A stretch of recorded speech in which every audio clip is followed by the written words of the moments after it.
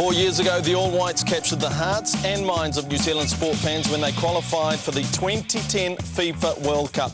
This morning, against all odds, with Mexico standing before them, the All Whites will look to leave Azteca Stadium with everything to play for when they come home next week. Good morning, I'm Dennis Katsanos, and welcome to the first leg of this World Cup playoff between Mexico and New Zealand. Not one, but two New Zealand captains with me this morning, Steve Sumner and Chris Orisic. Firstly, good morning, gentlemen. Thank you very much for coming in.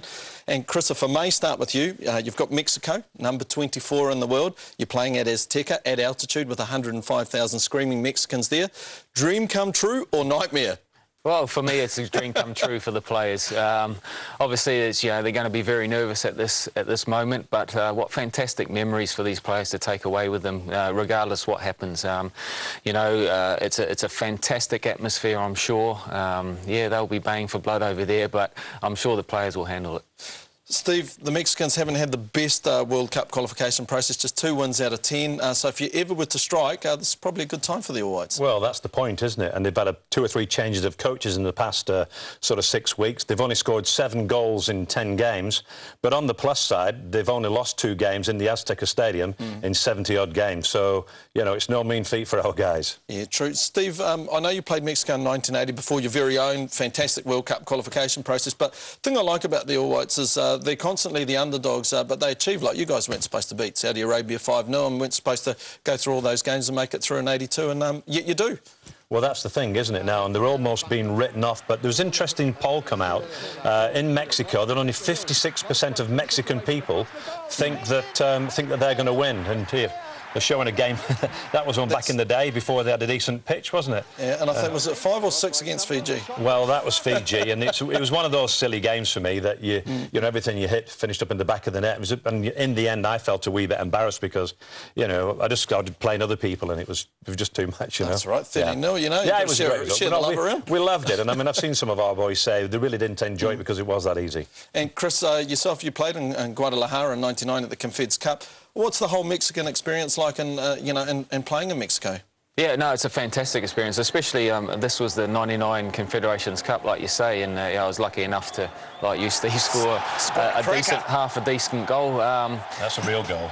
Yeah, it wasn't bad, Actually, if you had seen the training in the previous day, we were hitting them high, wide and handsome all day, but I just felt confident, pre-game and thought, let's put it down and have a strike. And as you can see from this angle here, it swerves and it moves, and and that's something. Oh no, that's a bit embarrassing doing the haka after the game. But that's frightening.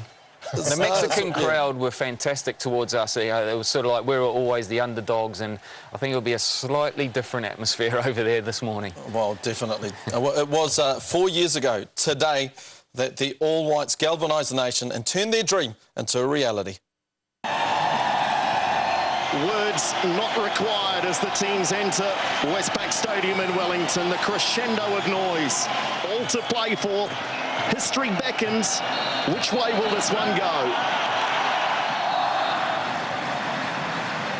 Bertos with delivery, looking wide. They'll try and get this back across goal. On the left foot, just over. In fact, it's hit the bar. Hussein Alibaba delivers. And on the edge, a shooting opportunity. Great save, Paston. Lockheed needs to deliver long, you would think. And again, that's not a great ball.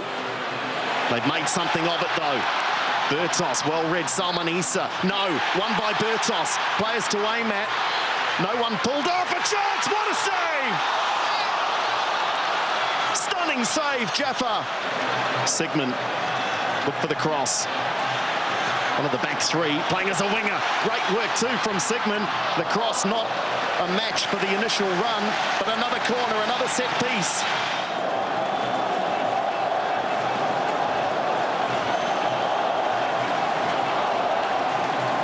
Bertos, chance, goal! Goal, New Zealand! Well, he missed one a couple of seconds ago. He makes absolutely no mistake here. Rises to the cross. Rory Fallon just heads that one past Jaffa. All Whites go ahead. Batadi Danger for the All Whites. Numbers, white players back. That's a great ball. And the referee points to the spot.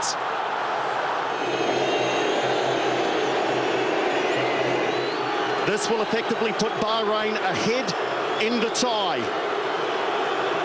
Adnan.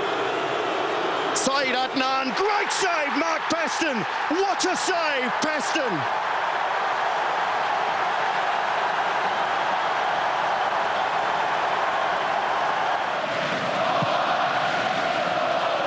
Blockhead looking for Fallon. How many times have they done that tonight? Bertos. Bertos gets it at second chance. Bertos, delivery into the area. Chance, just wide.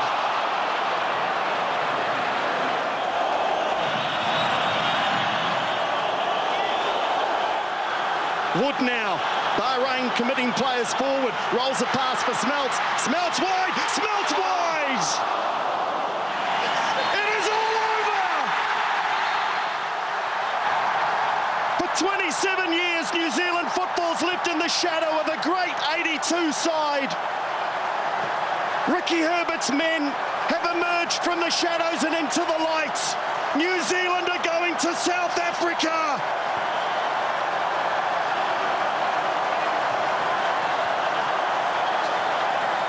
Oh, fantastic scenes from Wellington. November 14, 2009. Can the boys do that once again next Wednesday on the 20th? Chris, have you ever seen a New Zealand crowd like that before or experienced that before? No, not really. You know, I was there myself and it was absolutely unbelievable. The only thing that I can think that replicated it was in your era, Steve. I remember as a young lad playing at Mount Smart Stadium, you know, like you say, that footage that we just saw at those games, I was there as a young boy. And, OK, the atmosphere wasn't quite as electric, but it was a similar sort of feeling as a young boy coming through.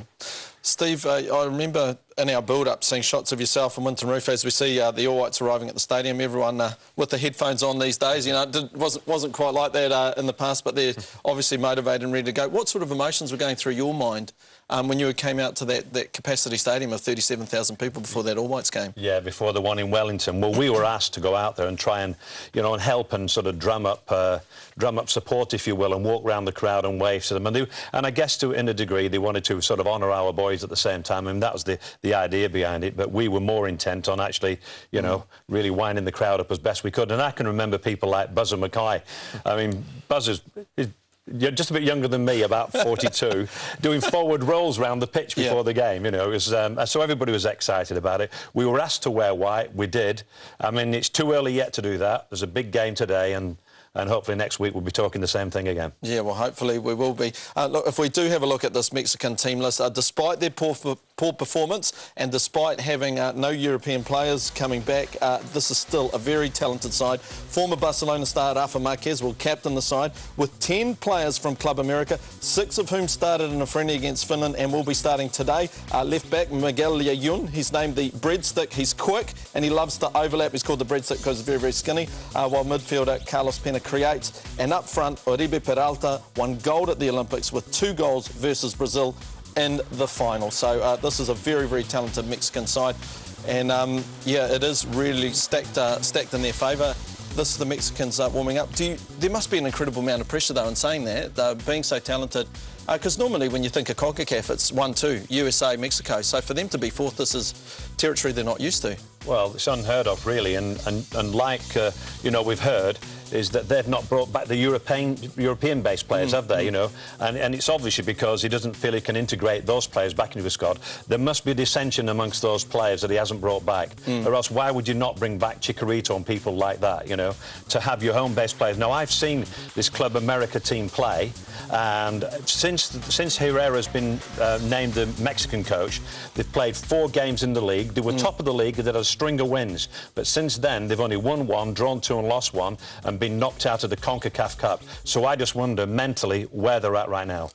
Chris, if I could ask you the same, you know, like, Dos Santos, last time we played in 2011, he scored 2, set up the other. They absolutely killed us. No Hernandez and no Godard. Are you surprised? Yeah, a little bit surprised, to be honest. Yeah, here's the footage now, and obviously, you know, top-class players, but like Steve said, you know, the coach obviously feels comfortable with his club players, and he feels that team unity is going to be a bigger plus than having individuals. But yeah, you know, especially a goal scorer, yeah, you'd want those type of players in your squad, I would have thought. And guys that know each other too, with 10 players from Club America and of course 6 that are starting, so at least you've got guys that have played together. Four of the backs all from Club America, except for Rafa Marquez, who plays for Lyon. Well, the important thing for me now is Winston Reid said, and I know he's injured and he's out of it, but he mentioned to Winton Rufer during the week that he said regardless of whether Winston himself was playing, he said if we get the tactics right, we've got a chance. So I'm really pleased to hear that confidence coming out of the camp, and it allows us to start to believe again. And I've heard it from people like Rory Fallon, so I'm really excited.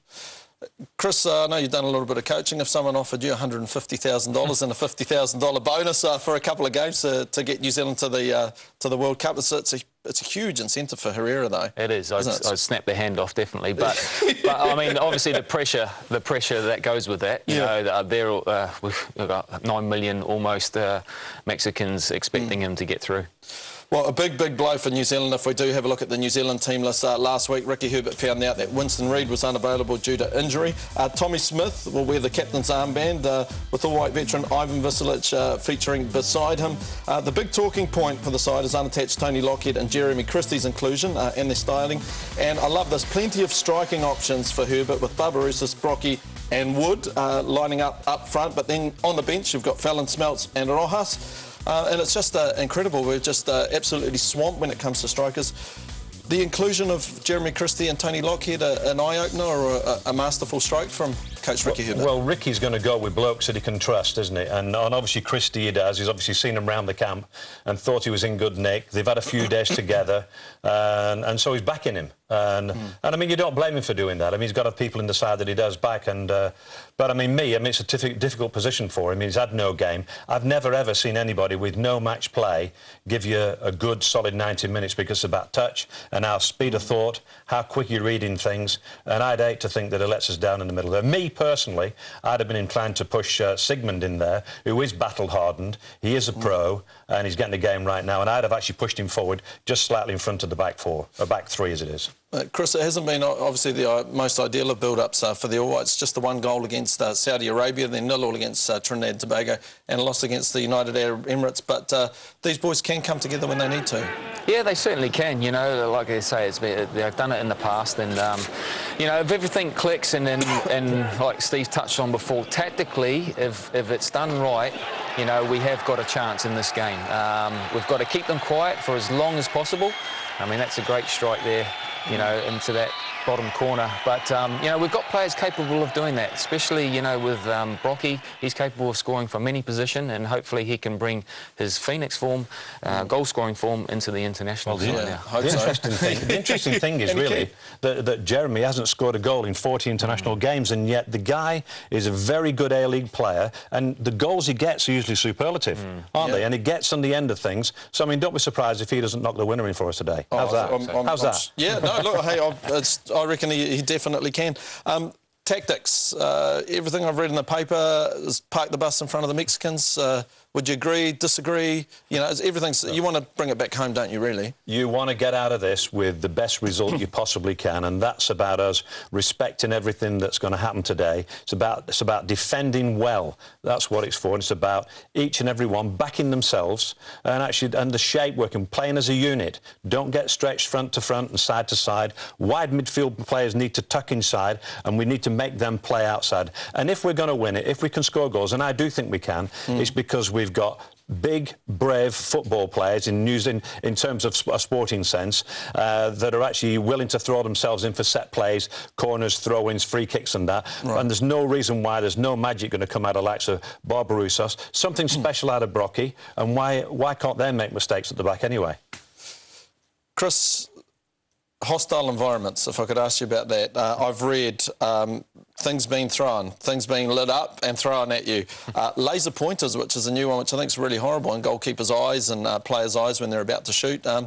How do you cope with all that as a player, you know? And the list goes on and on and on. Yeah, sure. I mean, Steve's probably got more stories than me about the things being thrown at buses. You know, I've been quite lucky in my international career that I haven't had that. I've just had the adulation, and we've always been underdogs, and you know, we've always had quite safe environments, if you like. When we were in '99 in Mexico, we did have armed guards with us all the time wherever we went, but like I said, we were very much the underdogs, and very much, you know, because we were playing against the USA, obviously the Mexicans got on our side. But it's going to be very, very different this morning, and yeah, things thrown at you, laser pointers, that's, yeah, like I say, that's a new one, and but as a player, you just got to try and block that out of your mind as much as possible.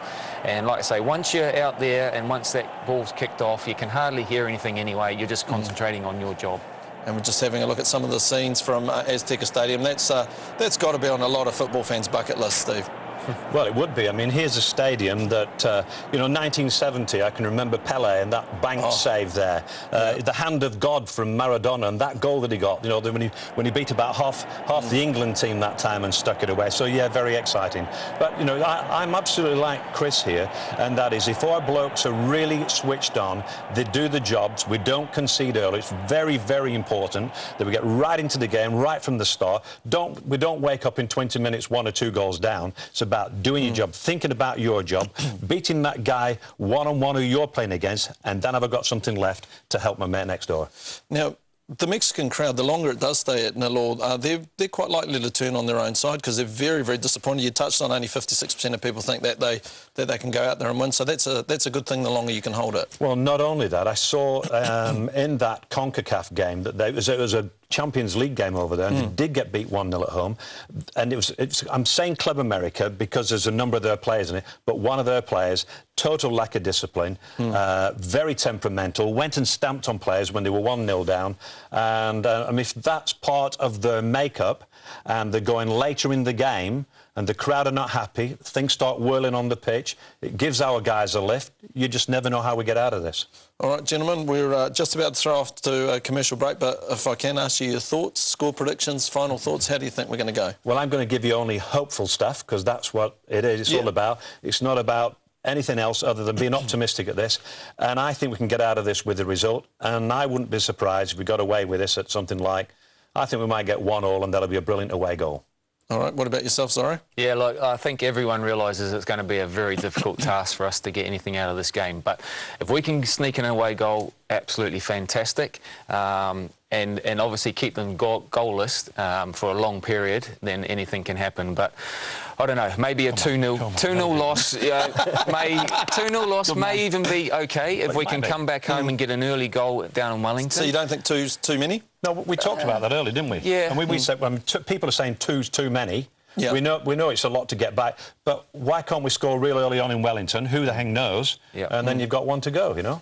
Well, will the capacity crowd, will the altitude, will the number 24 ranked side in the world, Mexico, prove to be too much for the All Whites, or will they return home next Wednesday and have 1 foot towards heading to Brazil 2014 for the FIFA World Cup? Find out after the break.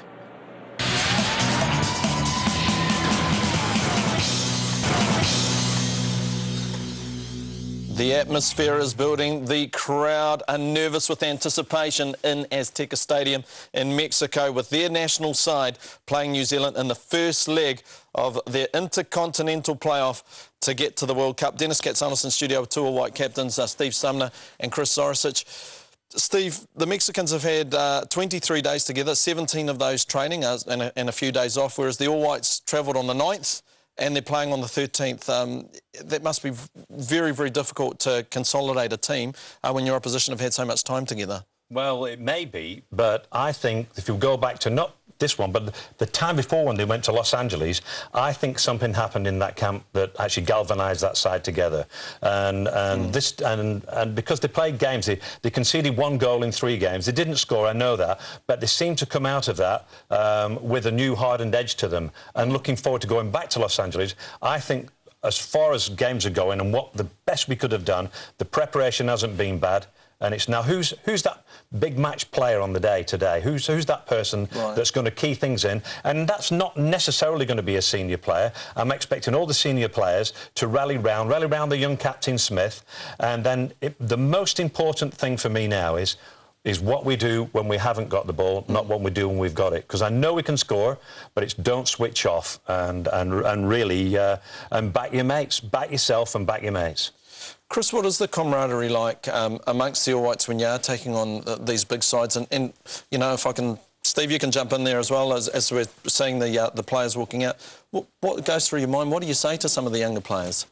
Oh, look, I mean, I was always extremely nervous before a big game like this, and walking out there like that, you know, everything's going through your mind. You got the butterflies in the stomach, and you can't wait to get that first touch on the ball. But in the dressing room beforehand, you would get all round, you know, everyone would come together, whether it be your captain, and most likely it would be. I mean, I used to do it. I don't know if you did yourself, Steve, and just get the boys in together in a little huddle and just say, come on, boys, this is, you know, this is an opportunity of a lifetime. You know, you've got your family and friends watching you back home. Do them proud. Well, actually, for us, no, we didn't do that. We got out on the pitch, and I don't know what it was, but there's something in me that I used to go round to each and every individual player out there just before we started to play, and it might, and you know, different people react to different things, and it might be something like, hey, I think you can do better this week for somebody, and somebody else it might be saying, hey, what about just ducking down the line this week and whipping crosses in? Or, hey, mate, how about keeping things a wee bit tighter, or something like that? Just little things that you thought might have sort of triggered them off in their own game. Well, will the All Whites return home to Wellington next Wednesday with the 2014 FIFA World Cup well within their reach? In commentary for the first leg, it's a warm welcome to Andrew Dewhurst. Yes, good morning, everyone, and welcome to the Azteca Stadium for this match in Mexico City. Of course, the first of the two matches. We do apologise. We do have some sound issues at the moment, unable to bring you the anthem as we see this All Whites lineup. Andrew Durante, Tony Lockhead, unable to find a club gig, but he is included in his national team. Jeremy Brockie. Is there a better time for Brockie to find his first international goal? The ball kids are nice and relaxed as we now have some audio from the Azteca.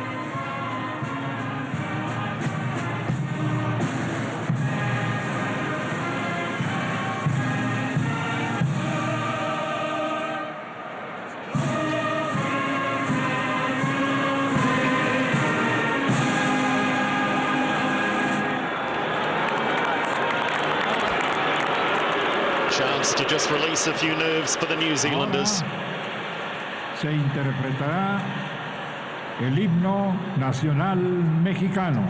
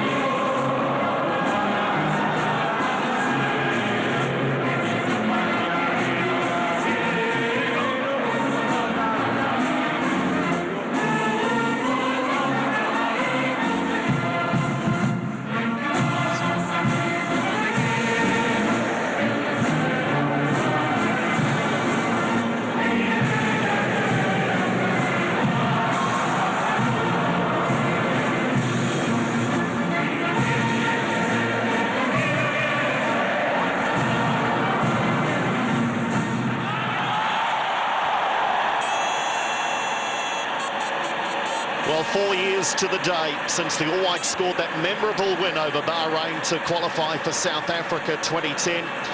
Ricky Herbert's side finds themselves once again leaving their final camp ready for a push to the summit. But what a climb it's going to be.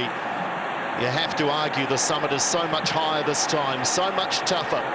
The hurdles to overcome in the shape of this Mexican side and the cacophony that is 105,000 at the Azteca. Joining me in commentary is former All White skipper Steve Sumner. And Steve, this is an occasion that players either rise to or are simply beaten down by. Well, that's the whole point now, Andrew, isn't it? You know, it's who are the big game players for us? And even though before I said it doesn't matter if it's a younger player or not or whatever, it's more than likely going to be your senior players that's going to give the players a lift here. The likes of Visilic, the likes of Durante, they're the ones I'm expecting to lead the charge. And who knows, with big blokes like Wood up front, why can't that be your inspiration for the side? Mexico ranked 24 in the world. They have had their struggles through this qualifying campaign, though. Can you believe it? They've gone through 4 managers in the space of 6 months. And Miguel Herrera has a short-term contract, and the sole focus, these 2 matches against the All Whites, who will wear all black in Mexico. There's the skipper, Rafael Marquez. What a career he's enjoyed. 34 years of age, 8 years at Barcelona. Contrast that with Tommy Smith. Tommy at just 23 years of age, playing at Ipswich Town. And of course, Tommy does have the experience of South Africa already under the belt, taking the skipper's armband in the absence of Winston Reid, the much publicised absence of Winston Reid.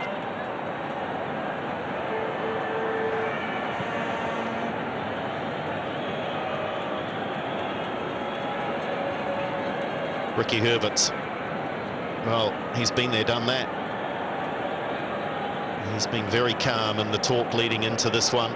I think, Steve, there is a belief in this squad, and I think that is evident from their experience in South Africa, that this All Whites team, they do have a strong belief in what they can achieve. Well, isn't that good? I mean, I love to hear that coming out of senior players, that they do believe they can. I heard it with Winston Reid, telling Winton Rufer that regardless of whether Winston himself played, if we get the tactics right, we're in with a shout. I mean, I like that. For a bloke who's valued at 12 million quid by Arsenal, I mean, that's good inspiration for the players.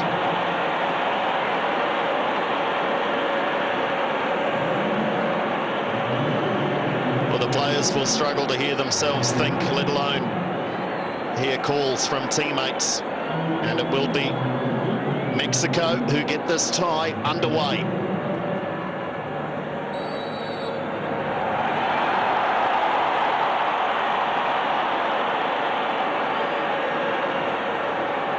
Rodriguez, Marquez playing at the heart of this Mexican defence. They will line up with 3 at the back, but essentially with 2 wing-backs in Leon on the left and Aguilar on the right. There is Leon wearing the number 7. And so long as our players don't get frustrated, because you can hear the crowd already going ole, ole, and they're just trying to draw our players out at the moment. So long as they keep the shape and they don't get stretched, I mean, that'll do me.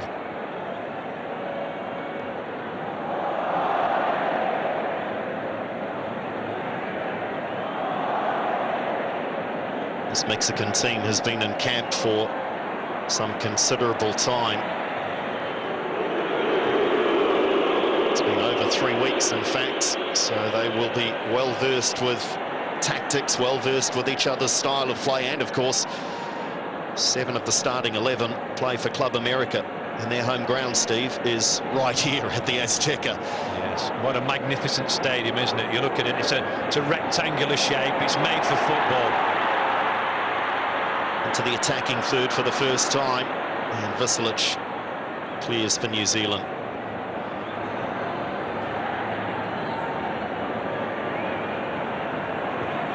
Just sitting a wee bit deep early on. As we move out, I want to see the team moving up, pushing out together as a unit, and close those things down. I mean, we've seen goals scored by, we saw one before the game started, the one that Chris Zoricic got all those years ago. The ball does move in this rarefied atmosphere, so we have to be aware of them from all over the place.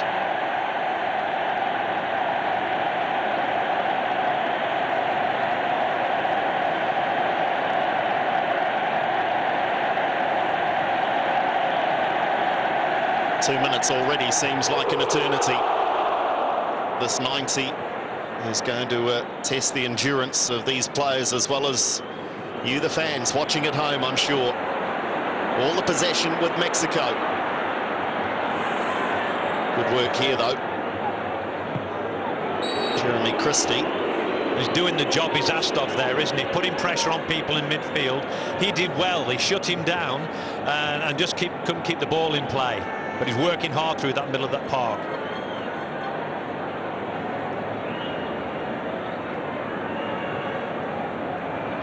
Rodriguez. A bit more direct this time. Well read. Interception from Durante. And look at the centre-back, keen to get forward.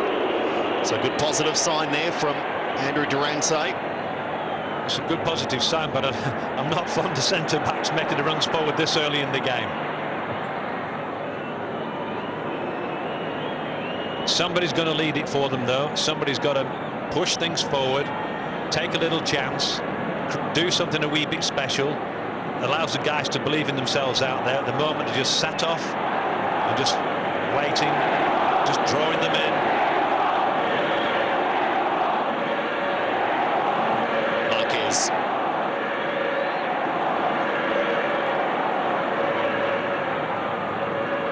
Aguilar wearing the 22. Here's Leon. Bertos doing the defensive work down that right-hand side for New Zealand.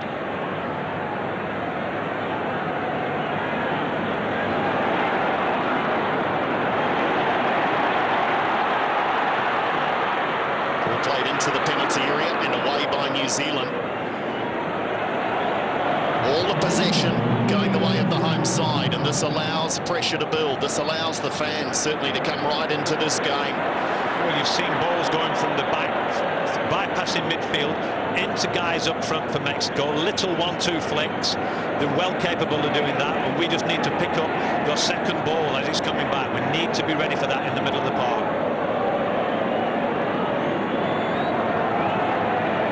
Medina in that central midfield role.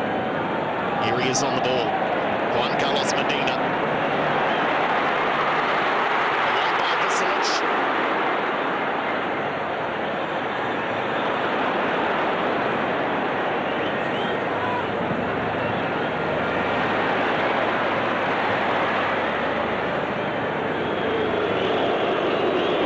New Zealand, when they do get a touch, Steve, they're just struggling to hold on to possession. There'll be some nerves, I know, but it's vital. We haven't settled on yet. the ball. No, we haven't settled yet at all. I mean, I want to see people pushing. We're sat back. We're almost going with a back five and a back four, and then another four, and hoping that they can't play through us. But they're able to dictate play, just sat slightly deeper in midfield, and they're able to pick people out. We need to push up the park further and move up as a unit. Opportunity now for Mexico down this left wing side, and again it's the last ball that's not accurate enough. Visilic across in that sweeping role, part of that back three. Ivan Visilic.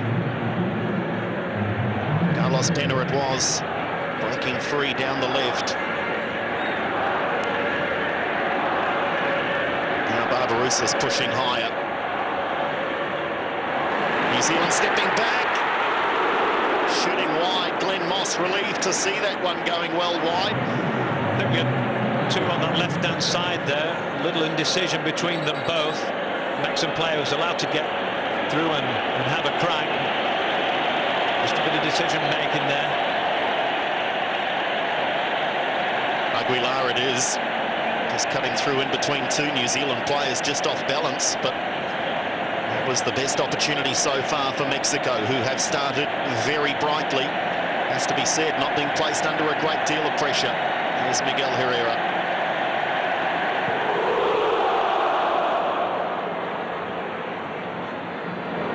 Christie, no chance, but just look at the nervous touches from this New Zealand team. Yeah, it's not quite sticking, is it? That first touch just isn't there. And I want somebody in that middle of that park, not just to take one touch, not two, but have 3 and 4, and have a little turn. Bring other players in, play little 1-2s if they can. At the moment, we seem just contented just to sit back and just hope to pick up that second ball. It's rather than reading the situations.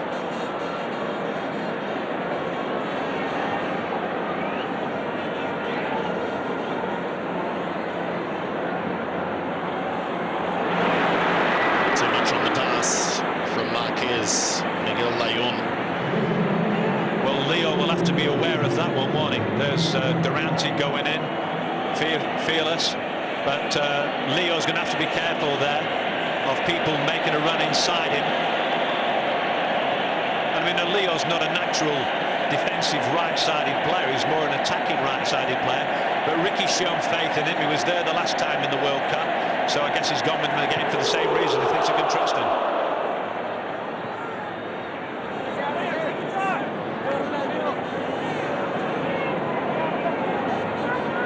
Interesting too there, Andrew, that I see Leo was left out of the last Phoenix squad at the weekend too. Chris Wood dashing and crashing his way through.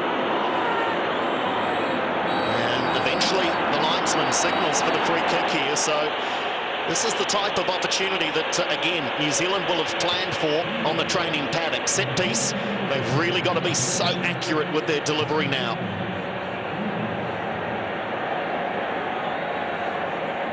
Yeah, that could have been quite nasty. It was just a clip, wasn't it? But this is where we become very dangerous. We've got big fellas. Are they brave enough to get him where it counts? I'm sure they are. So now we're looking for delivery on this side.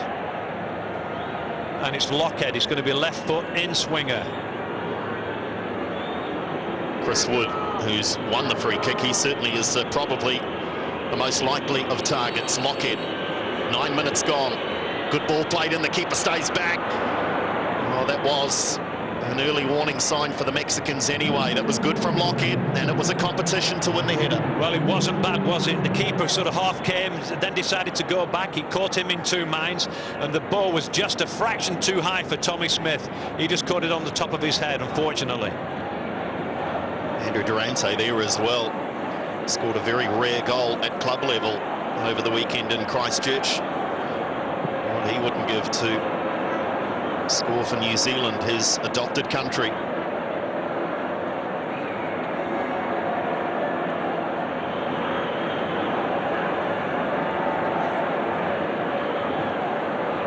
Given away by Rodriguez.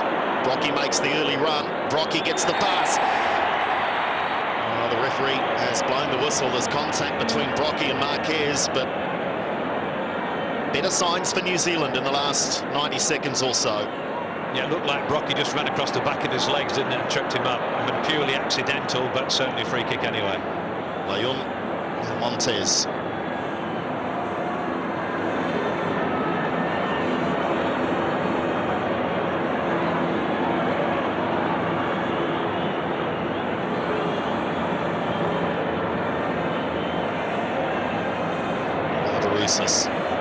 Putting some pressure on.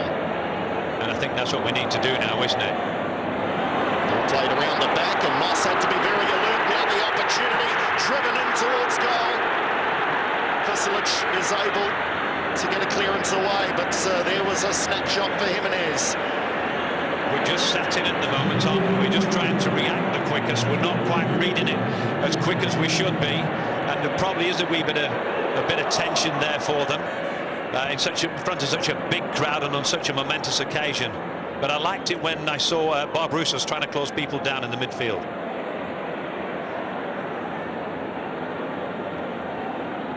He just needs help from other people around him. If someone's going to go and close someone down, lock in all around, tighten up all those other Mexican players in that vicinity.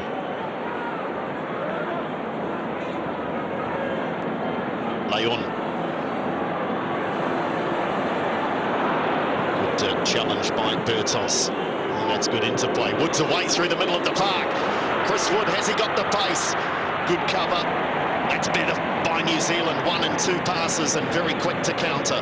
That was good, and it was intent, wasn't it? It was well read by Bertos down this right-hand side. Nice little ball through to Wood, and a nice reverse pass back to him again.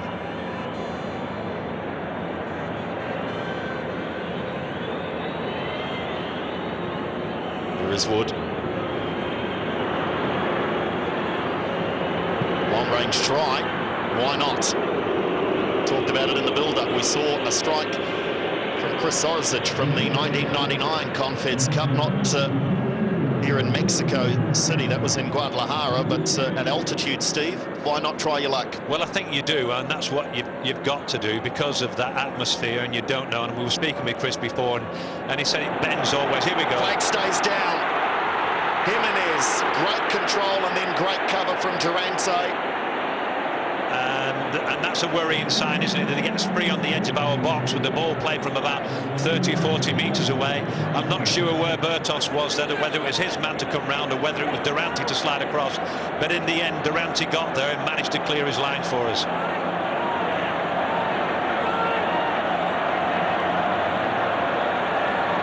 Set-piece time now for Mexico. Peralta with Jeremy Christie. Played to the edge of the penalty area, driven back in. Blocky with something that resembled a clearance anyway.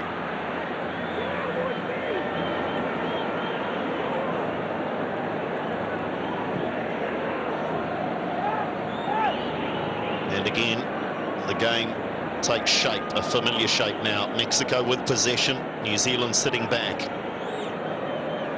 Well, we've got 3 men at the back. And I don't know why we're not shoving up the park a little more, and then Veselic dropping as and when he needs to, because he's the free man in there. You can see now he just sat in front of our back line at the moment. I'd prefer him just sat a little deeper than that and push the other guys forward, which in turn will push people further forward up the pitch.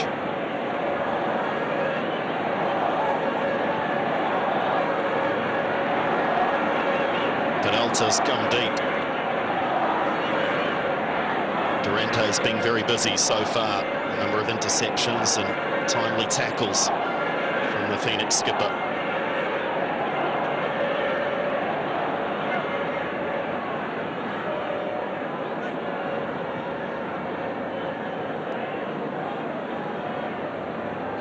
I'm guessing they've been told to play this way. Don't go chasing out. Sit in. They'll obviously be thinking about the altitude and all that sort of stuff, and they are looking to play, quite tight at the back. Here's Ricky saying, "Come on, pull, come a bit wider as well."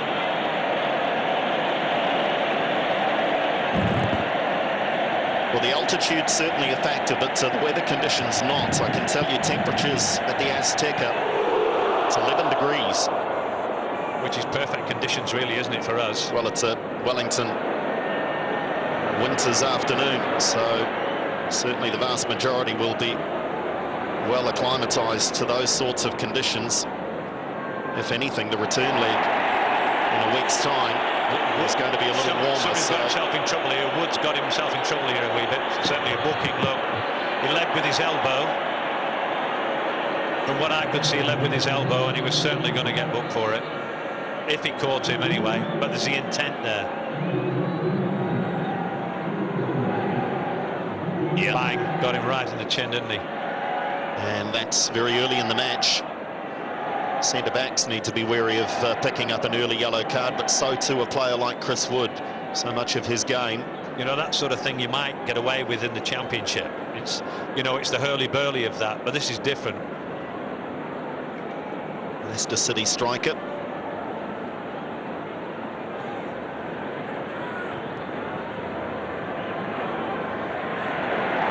Just switching off a little, Leon with a cross, it's handy. And the chance on goal for Peralta, he really is ruining a great opportunity. Well, who's marking him there? It was sort of in between. Durante and Veselic was trying to make his way towards him, but he was actually free, absolutely free there. Should have hit the mark at least, shouldn't he? Should have got it on target. Very dangerous for us. Got to be aware of that. We can't have centre-backs not marking people about 7 or 8 metres out from our goals. So very tentative, our guys at the moment. There's nobody really putting the foot on the ball and able to take an extra touch or two. Wood this time wins the challenge and wins it fairly. Possession is fleeting though for the team in black.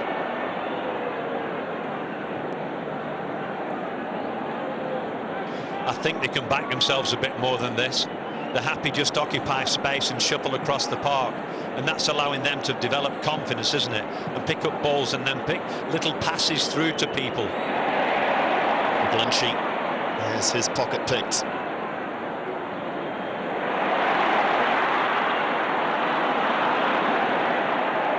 This is happening so often. New Zealand wins that initial challenge, but the ball is falling to a player in the green and white. Christie, mistiming. Leon gets the cross in. Danger still there. Moss punches right off the line. No movement from the officials. So close though, Mexico's. It was a great run round the back post, wasn't it? It was like a forlorn hope, but he kept going, the Mexican player, and managed to knock it back across the box. Very, very cautious, our fellas there, very cautious. And listen to the crowd.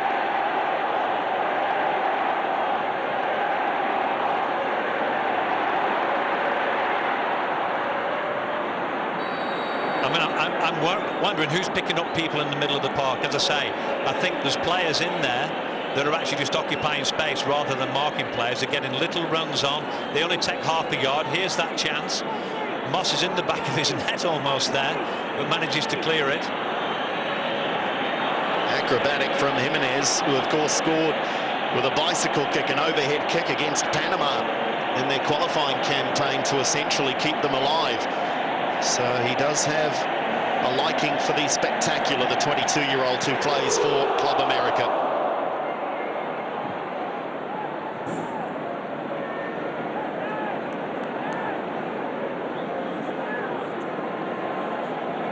So it's our ball, and I'm now looking for people. Who wants the ball?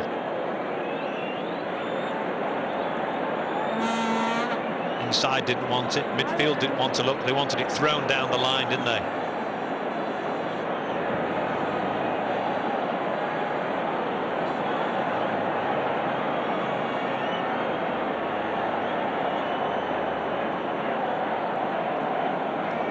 Rodriguez.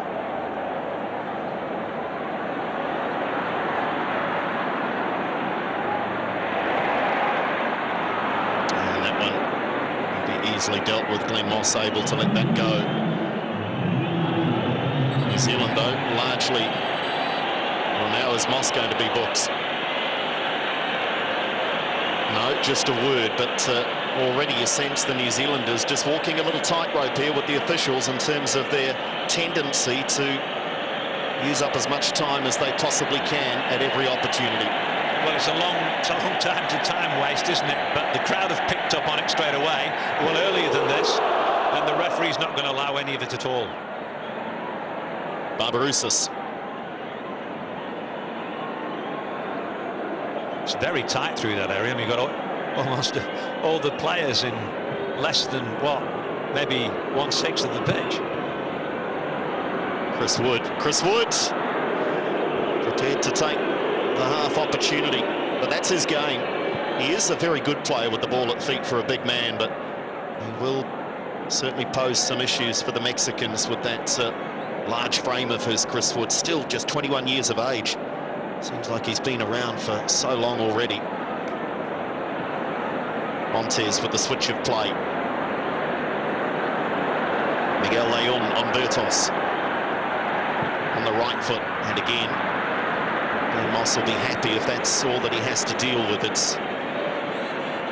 Well, what I was pleased with there was that although Bertos was probably slightly slow getting across to it, as he went, Christie went on cover for him, and that actually forced that Mexican player inside. He shot from a way out, and really in the end it didn't cause us any problems at all.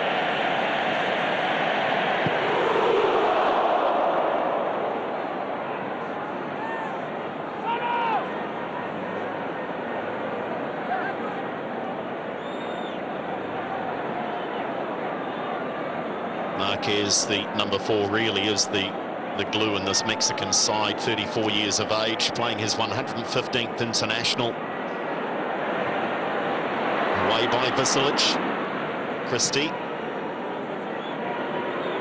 I don't get that at all at the moment. I mean, Christie, yeah, good man marker, who's doing his job, but there he had a chance really to play it forward into Wood, and actually didn't see it and preferred to play it long and move it out. I mean, maybe they've been told to do that, but Yeah, they didn't seem to have the awareness there to pick people up, even take another touch, have a little run.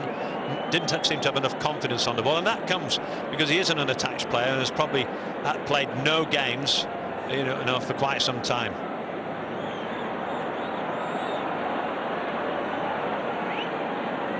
Medina.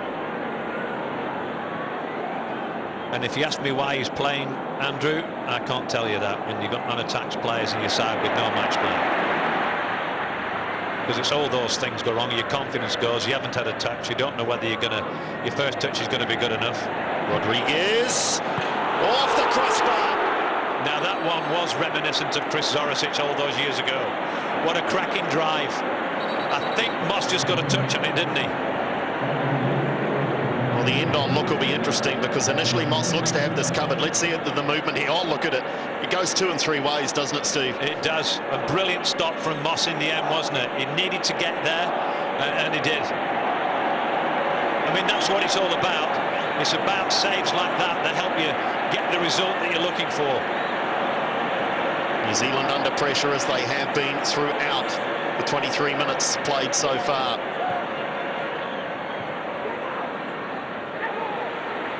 For handball, New Zealand almost appeals from the crowd for handball against New Zealand.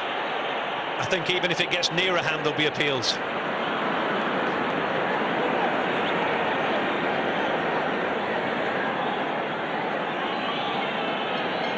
Well, it's worrisome, Andrew. It's not been the most comfortable sort of first 25 minutes just about, but we are 25 minutes through, and we said, how long can they keep them scoreless? At the moment they've done that.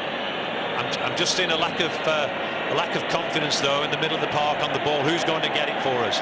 Who's the one that's going to distribute things? At the moment we seem to be just happy hooking things on and nicking things on.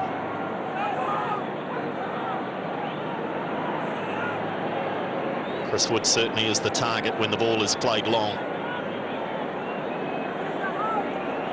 Using the bench will be critical as well for both sides, in particular though the New Zealanders coping with the altitude. I mean, all I can think, Andrew, really it's a tactic of this side is actually to sit deep and then wait while we get our chances, something like this.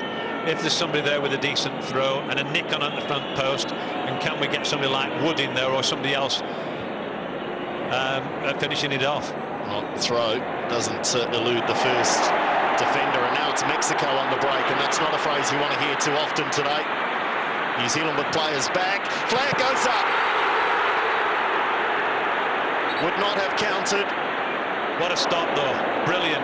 We were all reacting slowly there, and everybody ball watched. You watched this, everybody ball watched, and he sneaked through. He was lucky. We were very lucky there. Just offside perhaps, but a great stop from Moss.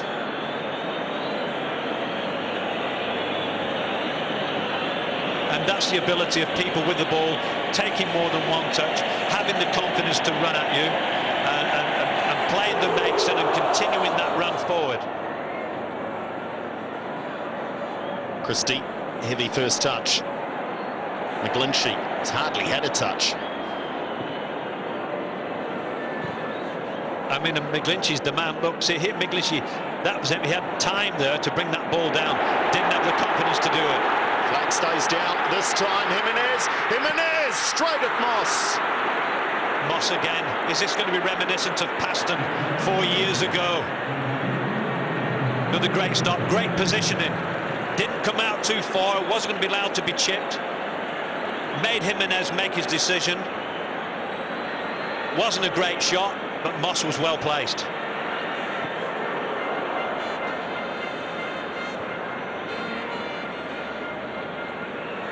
After an opening 20 minutes or so that was very structured, very patterned.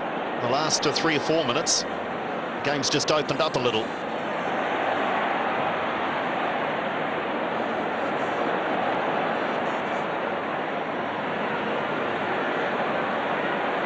Midfield players have to track runners.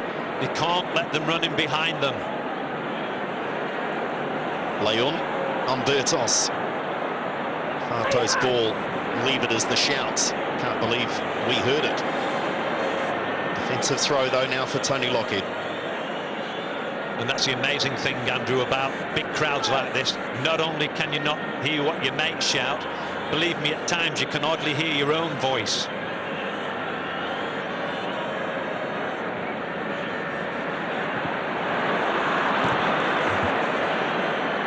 Snapshots from Luis Montes, a 27-year-old playing just his 7th international. And just listen to the crowd again.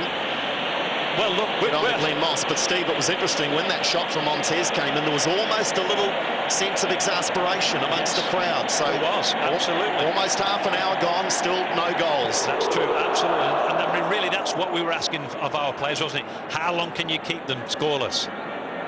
They've done that. I just want to see a wee bit more craft. I want to see 1 or 2 people put the foot on the ball, have the ability to bring in other players. Barbarouses. Best opportunity for Barbarouses in the attacking third, and they'll force a throw, New Zealand. Nice bit of skill, wasn't it, there? I just wanted Barbarouses to have a little bit more confidence himself. He wanted to play, I think it was Wood, back in, when really he had enough time. He had a good 4 metres on the defender. He's the sort of player with a bit of pace. Drop your shoulder left, check right, and have a go. Bertos. Last time the long throw wasn't really that long. Is this better? No. See, and that's the confidence that they've got, even in their own penalty area. They're happy to drop little headers down to the teammates. Well read, Ivan Viselic. Oh, great Who's vision. it to? Who's it to, though? It's your next pass. Bertos. Yeah, he gave away the ball needlessly there. Wood was free in loads of space, and he was trying to think for Wood. He was trying to say, get in there, I'm going to play it in for you, when really Wood wanted it to his feet. Touch, first touch, not there.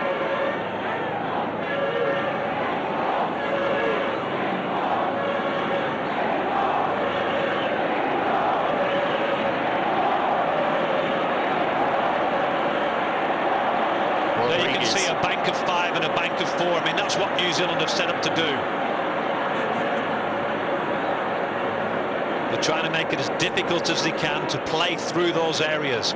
So they're trying not to be drawn out, but by doing that, they're giving away that midfield area and allowing blokes from the back like this to come forward.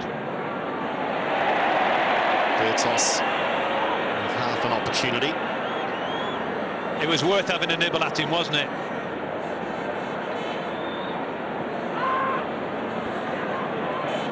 Rodriguez, a third of this match, the first in the home and away Intercontinental World Cup qualifiers, has ticked by, and still no goals. Mexico with all the chances.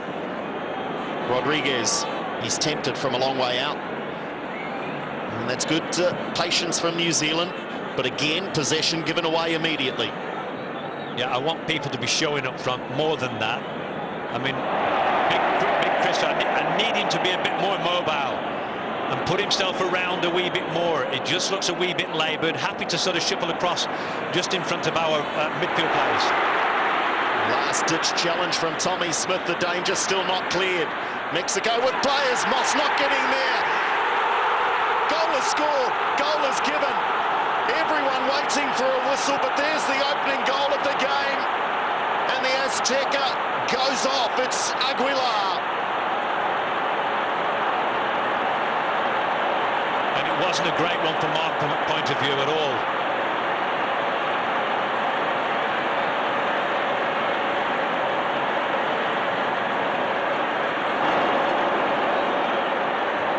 He is an expressive coach, and that's the reaction from the goal scorer to the man who's only recently been installed as the manager of this passionate football country. Really was scrappy, Steve, wasn't it? It was very scrappy. Look, everybody again is actually ball watching. They're actually turned out watching this guy dig the ball in. Players going in behind them free. There goes Durante, clashes with the keeper and left open, still not aware of people coming in at the back post. Third international goal for Paul Aguilar. And that opening goal that we always knew would very much change the nature of this tie. The Mexicans with the confidence, Well, I think our players are actually better than this going forward. I don't think they've given themselves a shot so far. We've been happy to sit in and just try and make it difficult, but I do think we're better than that going forward. And we need to shove up further up the pitch. Ivan's going to be the one that's going to drop off and try and provide the cover. It's no good playing a flat back five.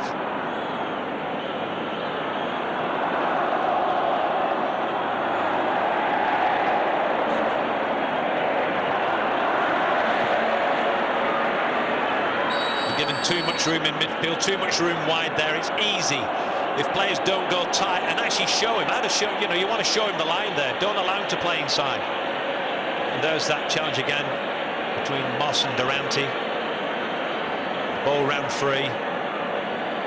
We weren't quite switched on for it. That's how much it means to Mexico.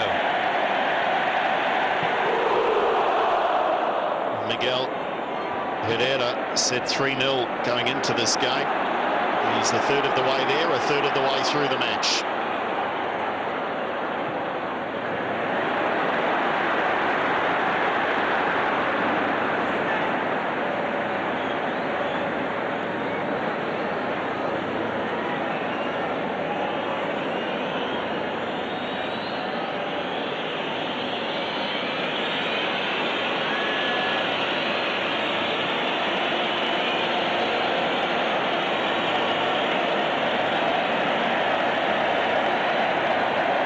How everybody's cramped over into one wee area of the park there. It's absolutely unbelievable.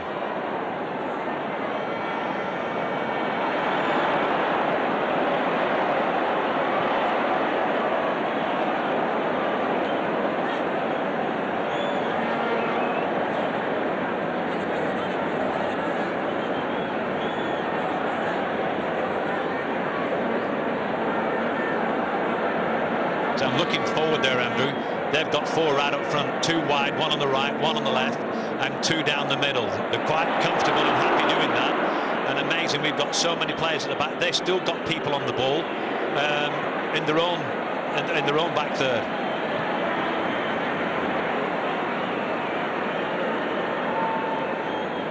And as you mentioned, I think the conditions actually suit us. So is the altitude having that much an effect? You won't know until you really test yourself at the moment. I think we need to try that.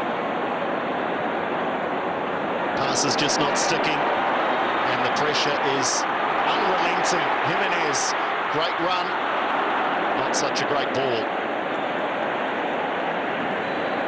They do say he's the future of this Mexican lineup in terms of the attacking third. Remembering, of course, that Hernandez, who plies his trade with Manchester United, no less, not with the squad. He was suspended for this match. But Herrera has said that he won't bring in the European-based players for either match. He does, of course, need a good result here to back up those thoughts. He definitely does. And, I mean, you've got to think that he's felt that those overseas-based players are a disruptive influence, and he said things like, you know, he won't have enough time to integrate them into the camp, and that it's too far for them to travel. Yeah, right.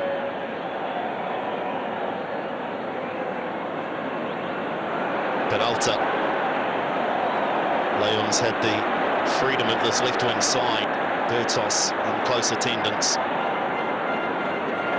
Peralta. It's clever from Mexico. Driven across goal. Moss, second goal. Offside flag. Wow. New Zealand saved by the flag. This will be a tight call. No goal. It's just intricate little play, isn't it? Run across, and our guys are just watching at the moment. Here's that ball, is well offside, so that's definitely offside. But the play before it was just nice little one touches, quick, swift, and we stood by and admired it. Yeah, that list of players who are not included, it's not bad. Hernandez at Man United, Dos Santos at Villarreal, Guardado playing at Valencia, Aquino at Villarreal, Reyes playing for Porto, and the list goes on. And you know something, sometimes I understand his reasons why he's brought in so many of his own team from Club America, is that they understand how he works. He doesn't think there's much between them, obviously. And when you bring players in from all different clubs and even in different continents, they come in with a slightly different philosophy on how the game's played. He's obviously think, I'm going to back my bunch of my club players here, and that's Club America. Christie loses possession. Peralta, interesting, he's come very deep into midfield.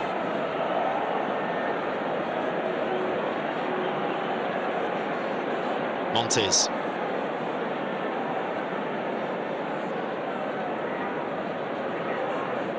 Just a little calm at the moment around the Azteca. Rodriguez just able to stand, look, wait, pick a pass.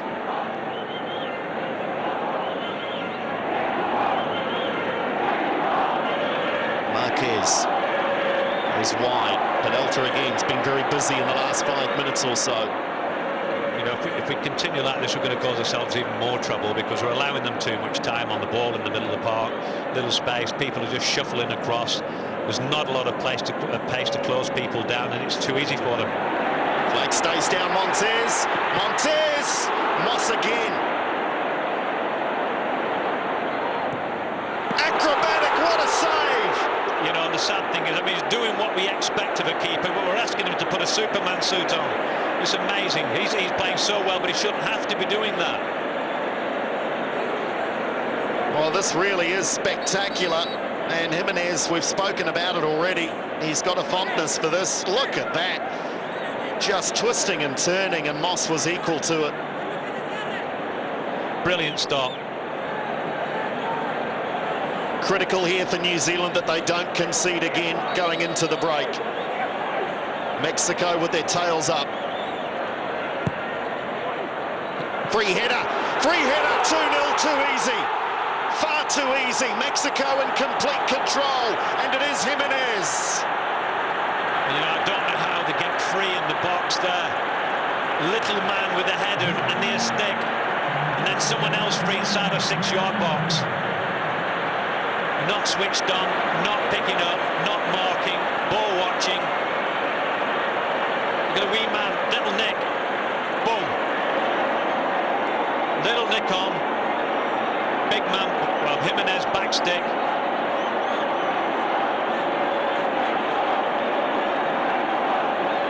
Too easy.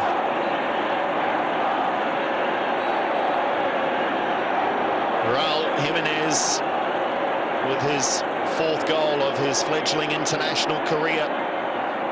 And this is danger time, big time now for the All Whites.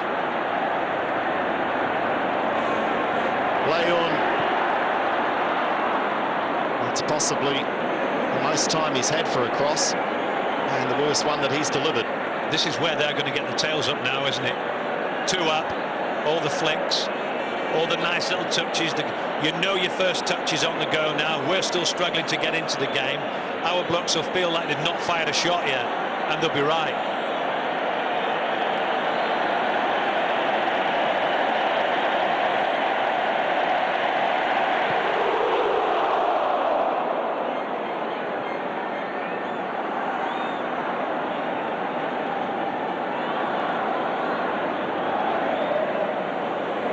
All the attention, all the focus on this man, Herrera. And every string that he's pulling so far is the right one.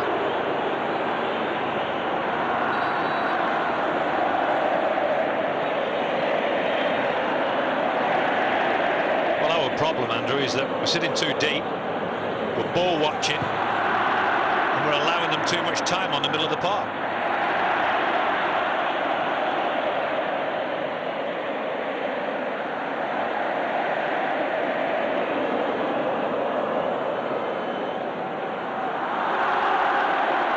Well, for half an hour, New Zealand's kept the crowds, for the best part, out of the game. But listen to the singing. Listen to the Mexicans in full voice as a result of that scoreline.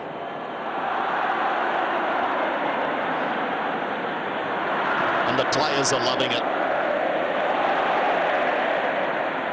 So if you just look in the middle of the park, the amount of times that we've got people free doing no jobs, and they've got players running by us looking like they all want the ball at the moment. Montez, plenty of time to drive one in from a long way out. Moss spills, and then Moss mops up. I mean, they are dangerous ones to pick up, those, the ones that just bounce in front of a keeper. You're not sure which sort of line it's going to come up for you at. You do well to get behind it.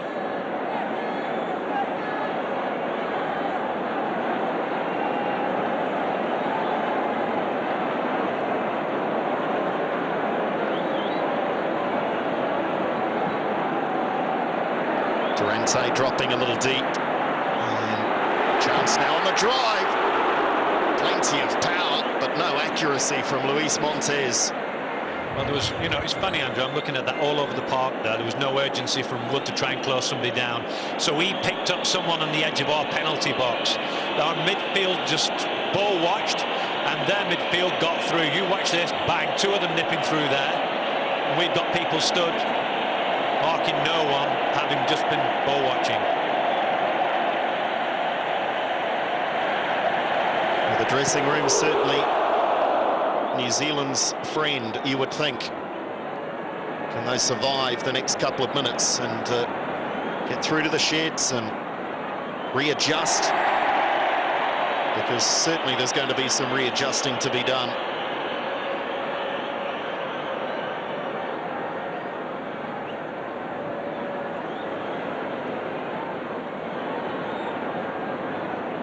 Well, the readjusting is actually back yourselves now.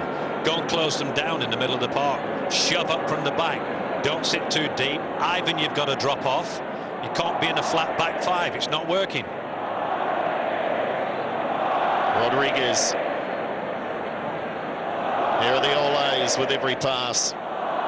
Peralta, Bertos.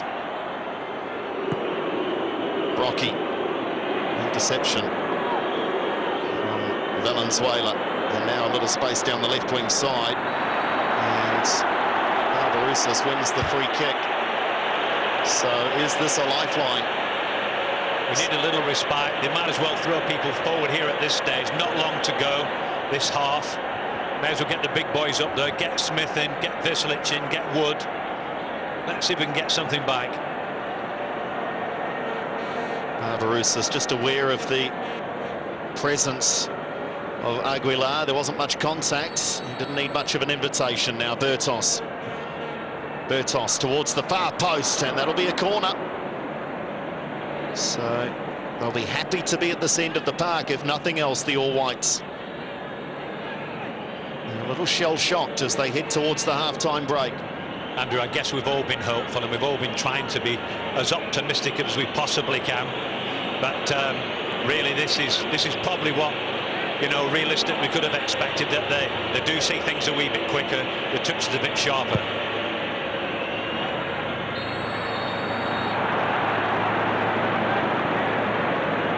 Well, 105,000 hearts were in mouths there, Steve, when the ball's into penalty area, the whistle goes and the referee walks towards the penalty spot. Everyone gets a little nervous. Absolutely. I was wondering what he'd seen there as well. I was hopeful. It is it the half-time? Is it the half-time break? A little confusion here, but it is the half-time break, so the officials have had enough. The players are a little confused, but it is half-time here at the Azteca. Through the opening 30 minutes, New Zealand battled bravely, but the signs were there. They were sitting very deep, and Mexico were given all the time in the world, and they had time in that 15 minutes closing out the first half to score a couple of goals. Have they killed off the tie? There's still plenty of time, though. Still plenty of football to be played. We'll be back with our halftime show in a moment. From the Azteca, it's Mexico 2, New Zealand 0. 1970, so many great memories from that World Cup.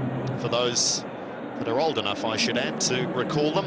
I'm sure many have seen the footage of the likes of the famous Gordon Banks save, and of course Maradona, with perhaps one of the more infamous moments and yet one of the great goals as well. It has played host to some wonderful football over the years, and certainly the thoughts and prayers of New Zealanders watching this match is that we're about to see David turn the tables on Goliath in the second half. Mexico in control, 2-0 at the break. Joining me in commentary is former All Whites captain Steve Sumner.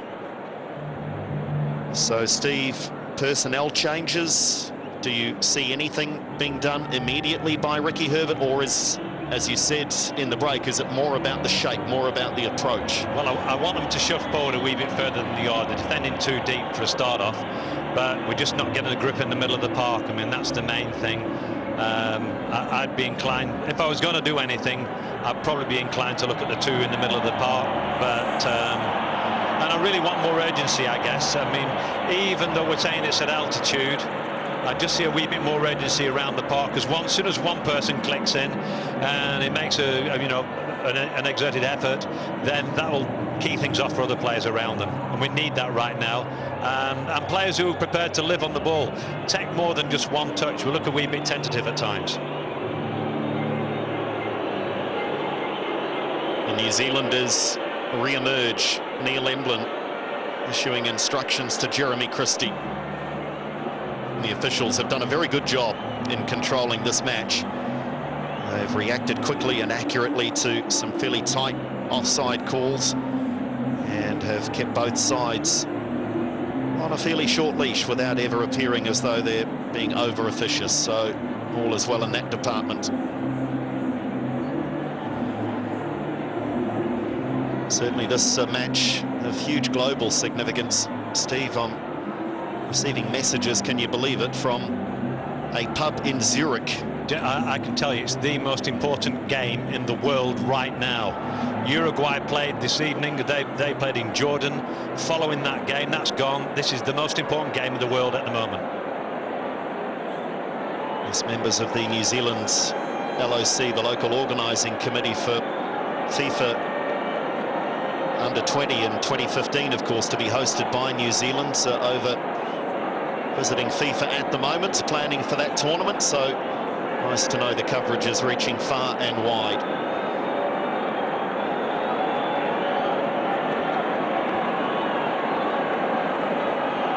"45 minutes at the Azteca for New Zealand to stay in the tie, I dare say. 2-0 is probably a worst-case scenario for them going into this game. They've got 45 minutes to keep Mexico scoreless and perhaps cause a little damage of their own.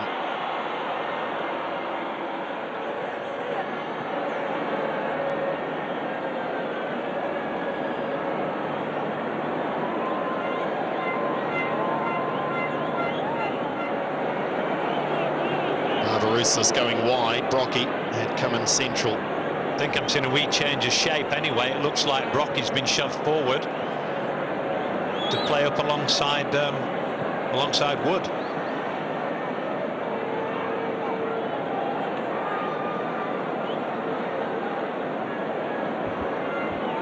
Marquez.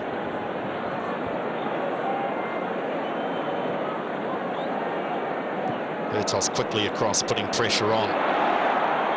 Cover there from Tommy Smith.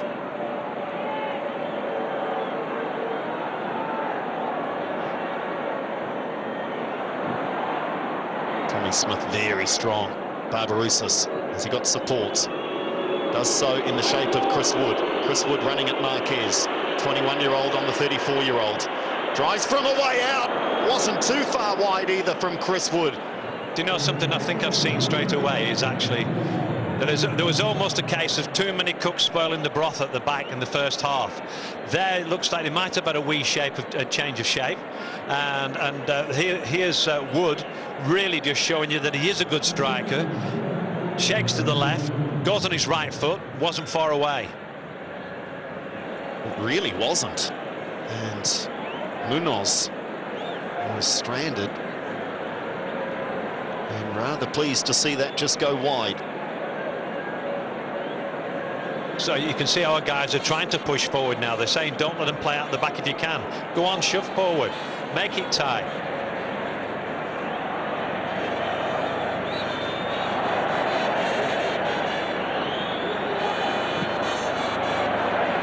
A wonderful raking pass, and Mexico immediately on to the attack. Vasilek can't get there, and it's three. A horror start to the second half. Peralta was the easiest of goals. Bertos caught out of position there. Great ball from the back to the front, but certainly it was Bertos who was out of position, and then the ball played square across the box. Free man. Bad start to this half. That was the coach's worst nightmare. And they are riding the emotion of the 105,000, and they're riding it all the way to the World Cup in Brazil on this sort of form. 3-0 after such a promising start by the New Zealanders. Acres of space for Leon, and the easiest of finishes for a very good player. He scored twice in the Olympic Games final against Brazil, and he's now scored an 11th international goal.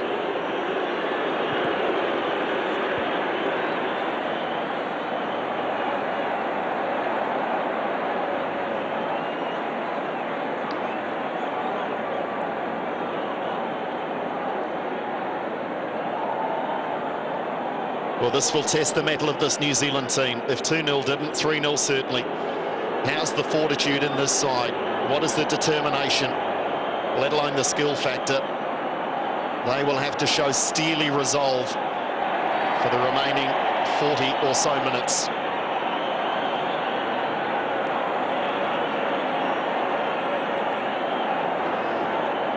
Yeah, they've just got that little touch. It's just a fraction better than ours, isn't it? Their little ball played square along the 6-yard box. Guys coming in free. Easy enough for him.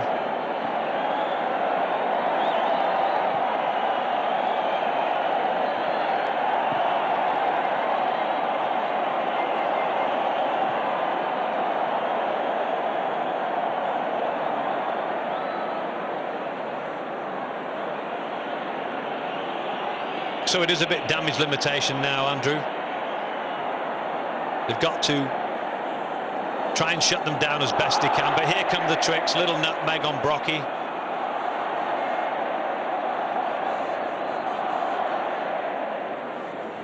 We're tending to get stretched as well now, front to back a wee bit. Plenty of touches in midfield, Montes and Peralta.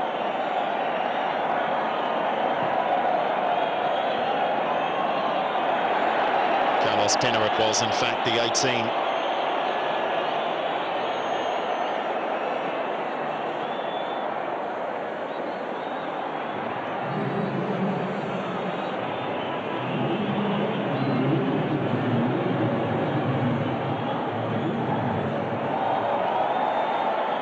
Who wants it? Who wants it?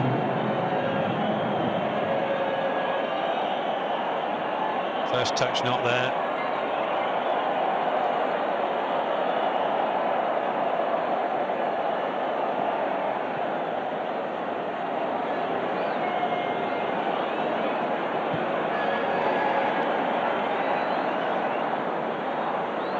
They look like they've spotted something down that left-hand side, don't they? And Jimenez is causing us trouble anyway. Good stop that time from Veselic. Nature of the game that McGlinchey has Veselic again, an important foot. McGlinchey has hardly had a touch going forward. Here's Lockhead now, over halfway. A rare moment on attack for Tony Lockhead. Barbarouses. Two in the box to aim at. Couldn't resist the early ball in. Woods, Brocky. Brocky caught halfway between the shot or the cross.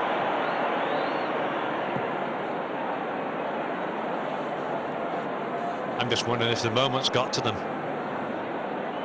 It's a big occasion, massive crowd. They haven't played in front of it before.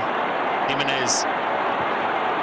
Searching ball. And off the left shin of Tommy Smith, corner Mexico.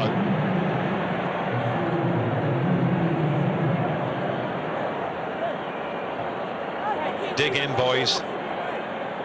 Brave hearts now.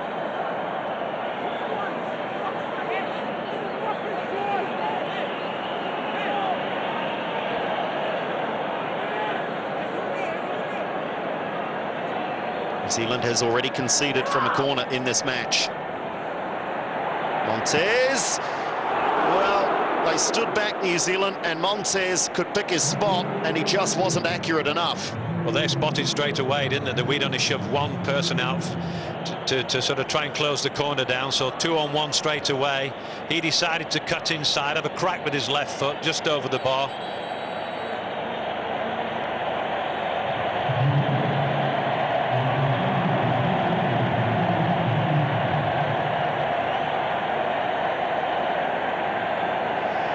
Glenn Moss, not sure what's happening here. Pretty sure we're about to see the first change in the match, or is the referee just having a word? There is a substitution. Yeah, looks like there's been a change on. So Chris James, right in the middle of the park. He's another player who's not bad on the ball, but what he's going to have to be is urgent. Take that first touch, take your second and your third. Can you do a little twist and a little turn and buy yourself a bit of space and a bit of time?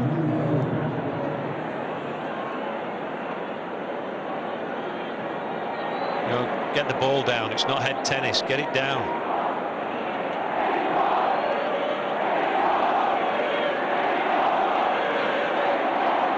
Good on Wood for putting the pressure on. That's okay, unlucky. Thought Brocky might have got that. Bertos. There is the first touch now for Chris James. First touch, and the old saying, your second one's a tackle.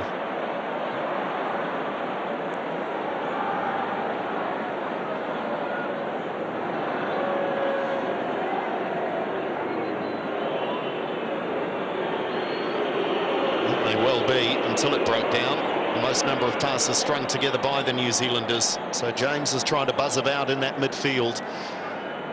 No help from the pictures earlier, but out of the Azteca, but it does appear, Steve, as though Jeremy Christie was the player withdrawn. Yeah, you'd imagine that, wouldn't you? I mean, right now we need players not just to sort of close people down and man bar. We need people with the ability on the ball to retain possession and play those little 1-2s in there. So McGlinchey's still on. Well read by Lockheed. Barbarouses.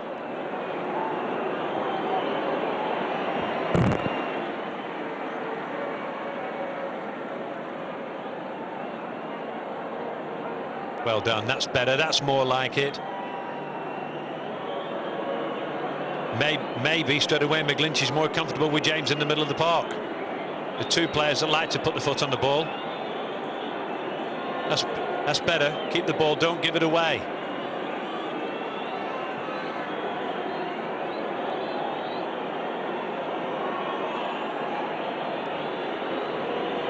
It's not a difficult game. It's a game of confidence. Looks like we're getting a bit now. Oh, lovely work, James. And the free kick will go his way. So positive signs from the substitute.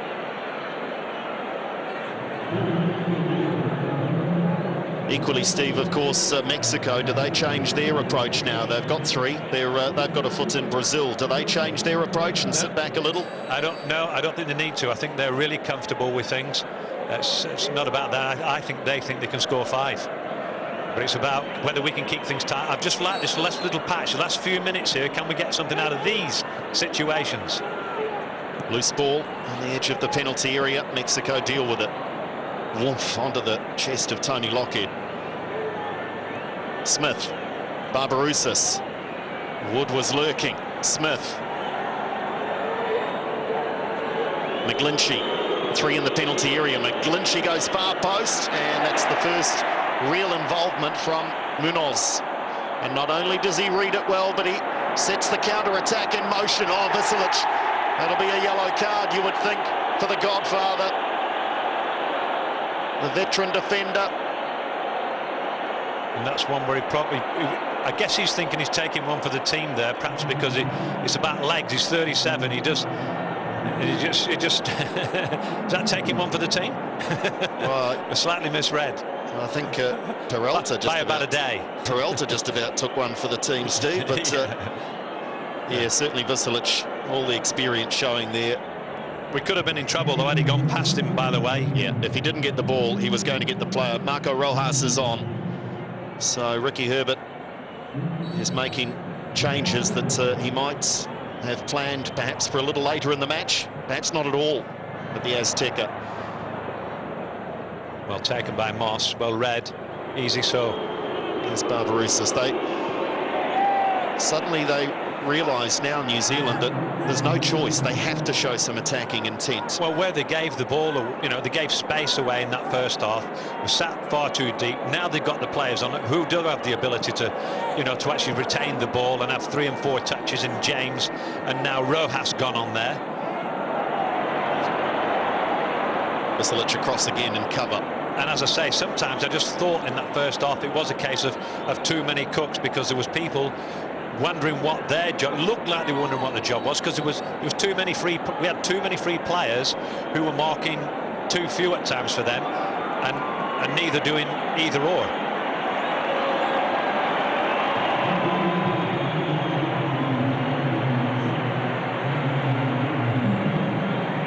But you know something. You know something. I'd rather see us go down 3-1 fighting than even 2-0, because that away goal could count for something. If we get back to Wellington, these guys can gain some confidence in this half. If they can make it score now and finish up 3-1, that's not so bad. Absolutely, an away goal would be crucial. There's not too many signs, though, that they are capable of scoring one at the moment, New Zealand, but still plenty of time to play. Jimenez flag is up for offside. Change that is made. Luis Montez replaced by Antonio Nelson. And the roar around the stadium, because he's one of their favourite sons, 37 years of age, so that'll please Ivan Vasilic. Is Nelson. And he retired back in July, perhaps in frustration at what was happening with the national team, but to reverse that decision when Miguel Herrera called him up for these matches.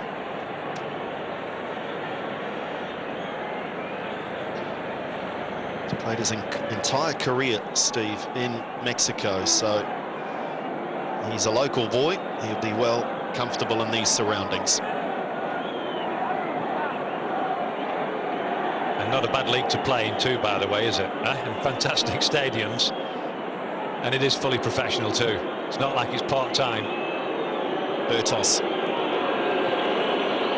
Dangerous ball looking for Wood. Away though. Well, they're the ones we want to win, aren't they? Those ones that fall down, we've got it. Oh, great pass, James. Lockhead, can he get there? Well covered, but that's better from New Zealand. Aguilar had to be very alert, so too Valenzuela. It's amazing. Here we are playing the best we've done, and we're 3-0 down. McGlinchey. Suddenly, Michael McGlinchey getting passes in the attacking third. Durante. Here's Rojas. Plays at Stuttgart. Rojas. Lovely quick feed already from Marco Rojas. He ran into the second defender, but there's just a little sign of what Rojas brings to this team. That's that thing I'm saying to you. Somebody needs to take 3, 4, 5, 6 touches, not just 1 and 2, and play the way you're facing. It's something different. He had a little turn, got inside, and perhaps the fact that he does have a little bit of match fitness, he wasn't able to get past his, you know, because his touch might be slightly off, he wasn't able to get past a second, but here he is again. Well, that's Wood unable to control the pass from Rojas. He's been out for some months with a stress injury, and simply wasn't able to do any of the leg work, unable to run, unable to put any weight on the injury. Nice out very quickly. The flag stayed down. Did he stay down, or did he play on? Because I think the linesman's on this side and the ref's assistant. I think he was offside anyway. He just played on, I think. Referee pretty confident in Moss's speed off his line. Well, you can, can't you? You can play on, and then you can easily bring it back. And in this form at the moment, I mean, he's hardly put a foot wrong. Just that one challenge. Otherwise, he's been Superman for us. Jimenez. Pushing Peralta very wide.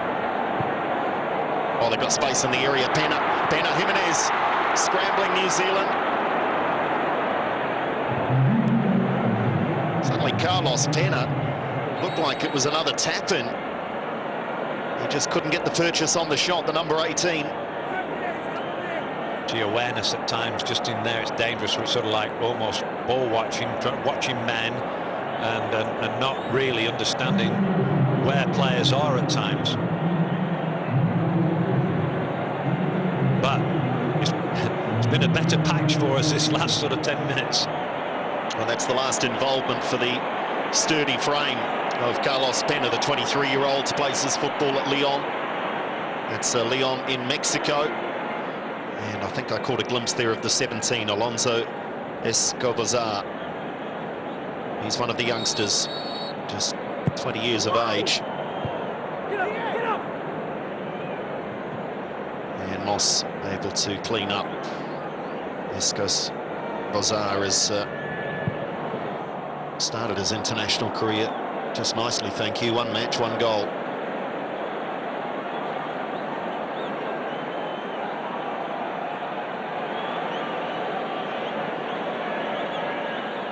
And you know, we were talking about where do our goals come from, and if it's magic, it's that wee man Rojas. He's the one that's got that ability, a little bit of pace, a twisting and turning on the edge of the box. He might just do it for us.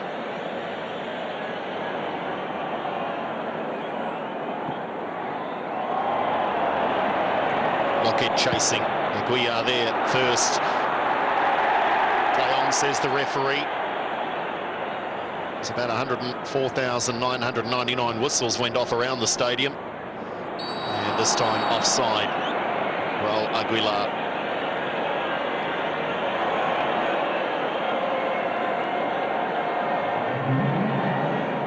Well, we've got back in, but I think they've also dropped a cog as well. And that gives us a chance. Can we get 1? Can we get 2?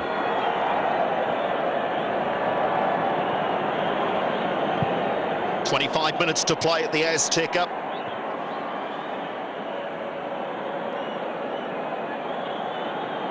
Mexico in complete control of the tie. But as has been mentioned by Steve Sumner, if New Zealand is to somehow find a goal, then it is game on ahead of that return leg in Wellington next Wednesday.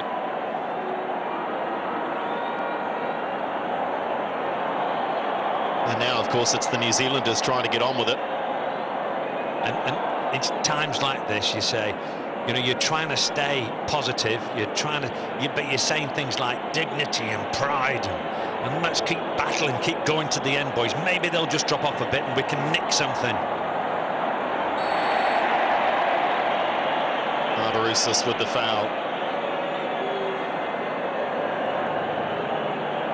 New Zealand about to make their 3rd change, so clearing the decks and doing so pretty early.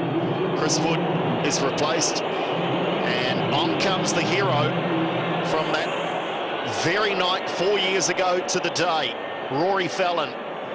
Is he the lucky figure? Is he the inspirational figure? I know he's been so positive a player to have back in the squad. They've spoken about that, the New Zealanders.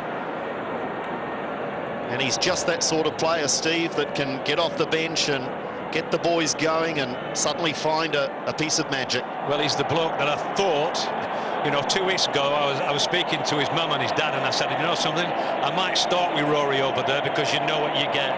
You know you get excitement, you know he's a big match player, and I'm just hoping that he can do something here and raise and give the guys another lift. But good on Ricky, good on the team. They've actually changed it with some attacking players, and now they're going with Fallon. So. And he's the sort of bloke that will put himself about up front. Everybody will remember that goal he got in Wellington against Bahrain. Can he reproduce it for us?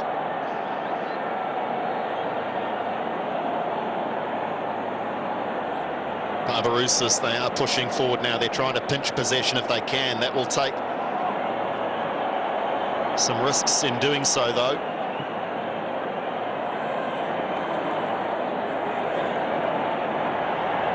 you know, things will open up at the back for them, for us here, you know, for them. But you've actually got to shove forward. You've got to try and get some. It's no good finishing up 3-0, is it? It is a long way back. Try and get something on the board. Marquez. Sorry, Andrew, and they feel like they can. You can feel it. They feel like they can. If there's a little belief there and a little bit of skill, you've brought your most talented player on there, in Rojas.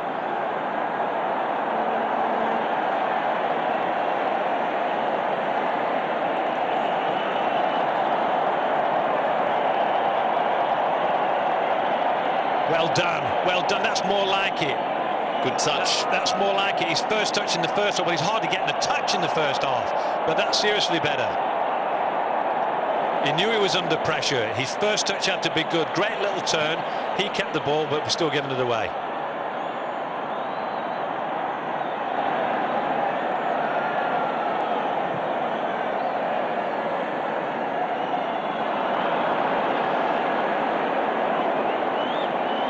And it's not about throwing caution to the wind, Andrew, at all. I'm not for that at all. But it's actually, can we get people forward in a controlled way, and do they have that ability again to take those extra touches on the ball and live on it, like he's doing there? Unlucky, tried to sneak a little one through for James, I think it is. Entering that dangerous time in the match now also, where the altitude can take effect, and it's Mexico. Jimenez, great ball, well read though by Tommy Smith, and this time the ball falls to a New Zealander.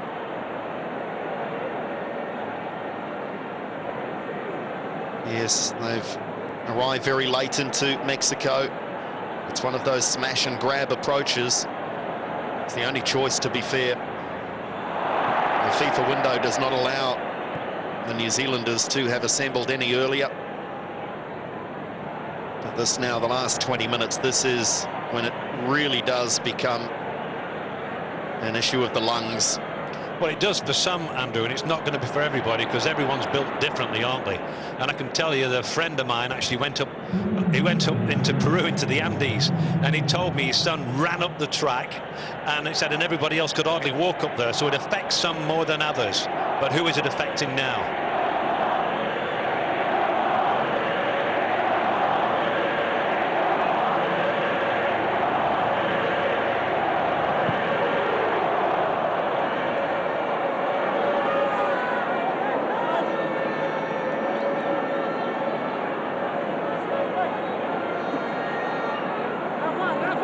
You can see Rory there telling guys to shove forward, pick them up. You sat too deep. Shove up here and pick them up.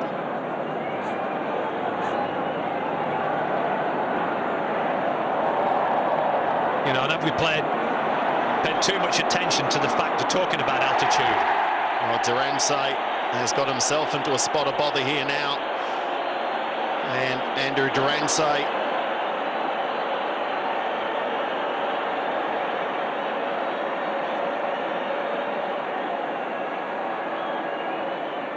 he's still protesting. Durance feels that perhaps he was run into.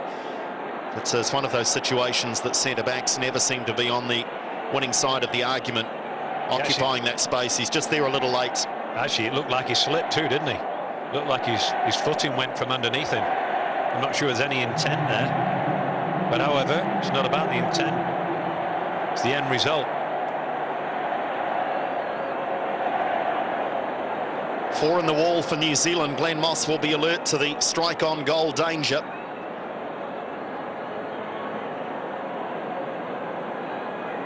It's not the biggest wall in the world, is it? Well, on one side anyway. Little and large. This is reminiscent of that one, isn't it, all those years ago, about this distance. And Moss perhaps just deciding discretion was the best case there, because that may well have been going wide from Marquez. Oh, in fact, it may well have snuck inside that post, so it's a good save from Moss. I wouldn't like to have seen where that was going. Good on him.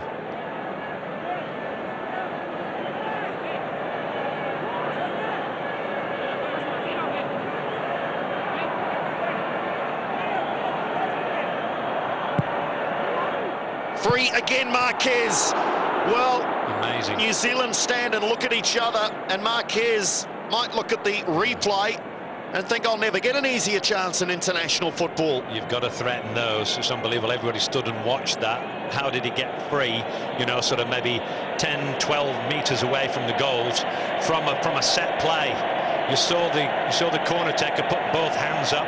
He's letting you know it's a set. Well, he's letting you know there's a set play coming. It's a rehearsed one. How did he get free there?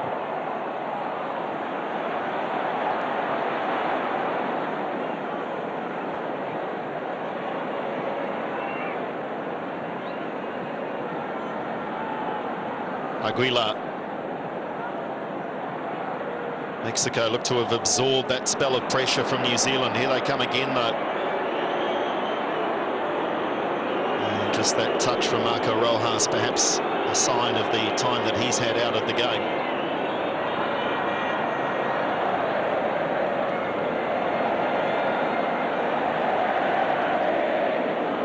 "17 minutes to play. A goal vital now, you would think, for the New Zealanders. Mexico, they're very content, in control of the tie. It's a third goal so early in the second half.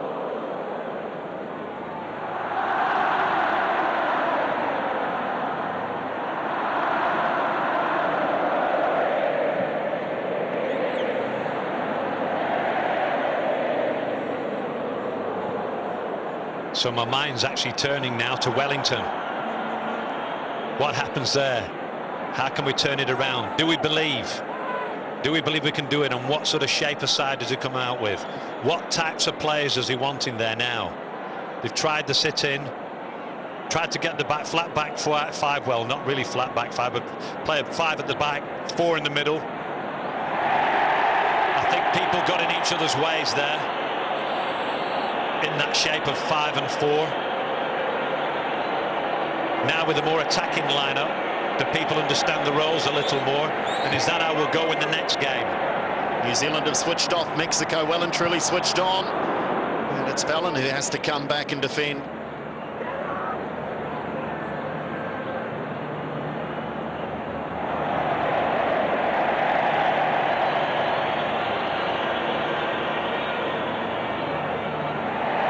There are Mexicans tumbling like ninepins here.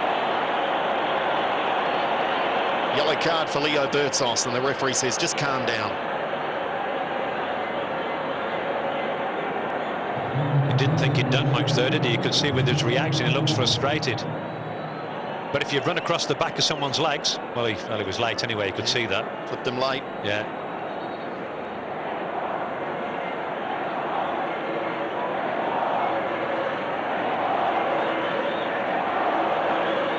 So how costly are these bookings, Andrew? Have you got those there? Because there's a number of players already on one yellow card, isn't there? So how will influential will that be in the next game? Because some players may be out. Barbarouses scrapping. Still got some pace in those legs. Costa Barbarouses, not enough.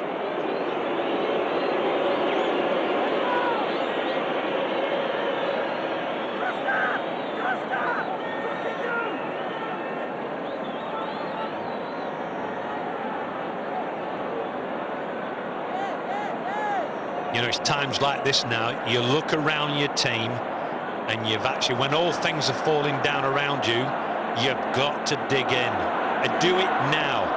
Don't let other things affect your own individual performance. Keep going and hope that that one thing that you do inspires somebody else next to you and you can get it going again.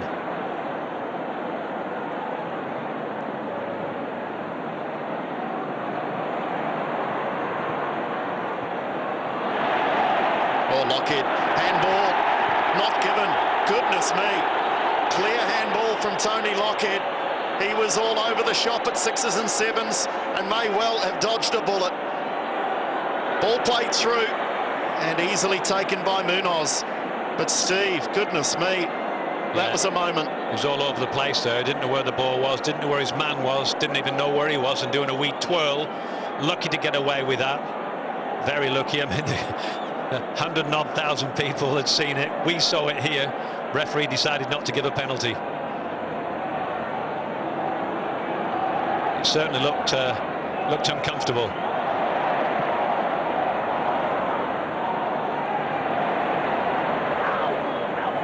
Escobar. They're dangerous, aren't they? They're threatening Mexico. Oh, this is very, very impressive until the last touch was one too many. Here they come again.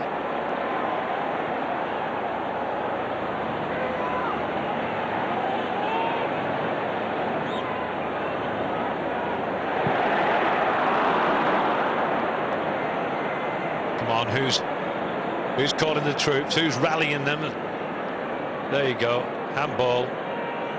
He was lucky to get away with that, I think. It's in another time, in another moment, that would have probably been given as a penalty. And they gave one away, of course, 4 years ago, with Mark Paston saving in spectacular and famous fashion against Bahrain. Well, on tonight's performance, I mean, this morning for us, I wouldn't put it past this fella, Moss, to save it as well.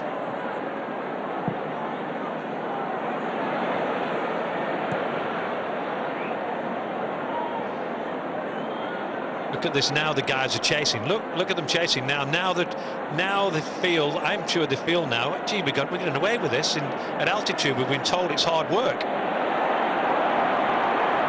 This does, though, open up at the back. Can Mexico capitalise?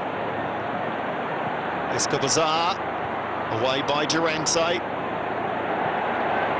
Aguilar, and the drive from a long way out, Glenn Moss. Well, so many of the saves have been spectacular from Glenn Moss. He really has kept the scoreline down.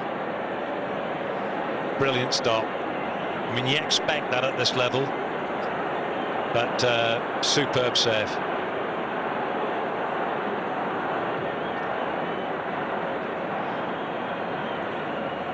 And I guess, Andrew, now, you know, there are times here that maybe the guys will get caught out a wee bit because they're trying to push forward a little bit.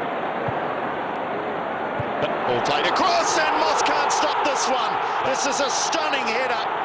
And surely now the tie is well and truly put to bed. Oribe Peralta with the fourth for Mexico. I was just going to say, providing there's nothing free in the box, and he gets a free header, unchallenged, in behind centre-backs. But a brilliant header all the same. Great cross. Bang, picked that out, right in the top corner. Moss did his utmost there to get to that one, but even with his Superman suit on, he couldn't get that. You watch this, boom, right in the top corner, brilliant header. You've got to give people credit where it's due in terms of ability. That was sloppy marking, but brilliant goal. 2 goals in the London Olympic Games gold medal match against Brazil, no less, as Mexico won the gold medal. And now 2 goals to surely send Mexico well and truly on their way to that very nation for the World Cup finals next year.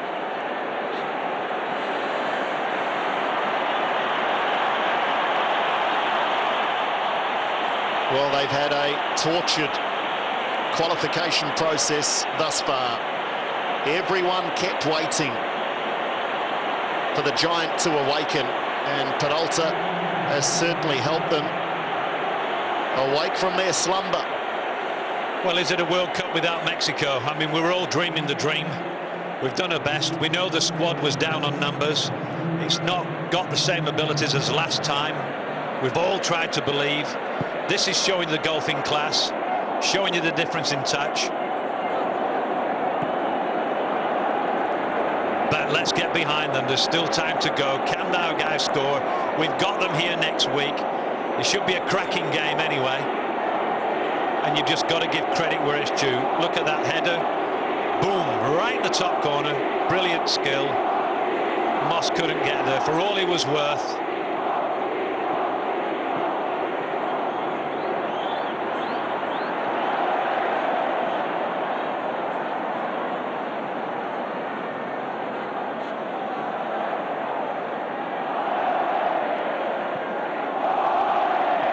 To play, and it'll be 8 minutes of Ole. with every pass played by the Mexicans. Stretching New Zealand still. This is not done and dusted by any means. Durante. Got to stay switched on, watch players, track attackers. I'm just watching there a little bit of a movement from the Mexican guys, front to back post, trying to nick him behind the back of our players.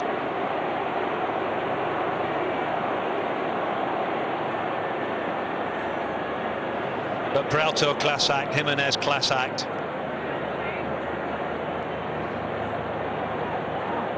Certainly. There's another dangerous ball played in, and they've scored 5. It is all falling apart for the New Zealanders. It is turning into the horror show at the Azteca. It's a Mexican delight, though, and it is the skipper Marquez. Free header, I think, again, eh? Finished it well, but where are our fellas? And the tie's over. Come on, fellas. Let's watch what happens here. Number 5, big man. No, behind number 4, Marquez.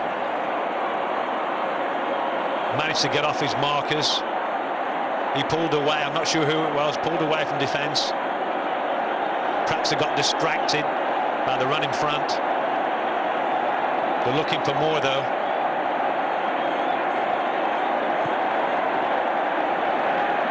Fallon, it's not where he wants to be operating. He wants to be in the middle on the end of the cross, but he'll put in a shift wherever he's asked to do so. Rory, Fallon, Lockhead, and now there is no one in the box because Fallon drawn out wide. Smith.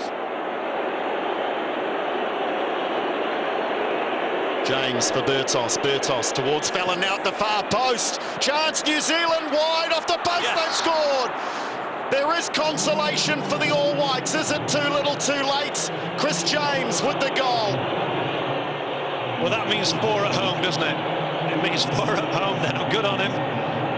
Well done, Fallon at the back stick. Good ball across. Fallon knocked it back across the goals.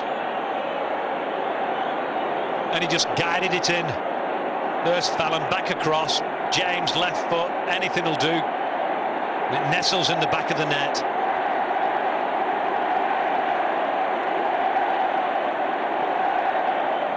All the talk about an away goal and how crucial it might be. The issue for New Zealand is the goals they've conceded. 5-1. Barbarouses. Well, who knows? 5-2, Steve? Well, I hope so. I mean, that's, yeah, I mean, that would give me some hope as well. But hey, how have we missed Winston Reid? You know, athletic, big lad, pace. We have missed him.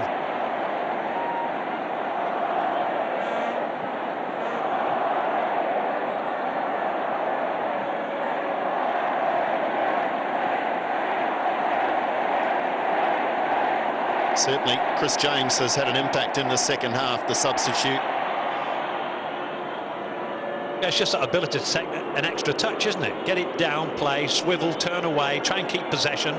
Don't just play the way you're facing, and have a bit of confidence. And he seemed to have had that. It brought out the best, well, it brought out more in McGlinchey. Then we threw on Rojas, that was a bit more. Fallon's had an impact.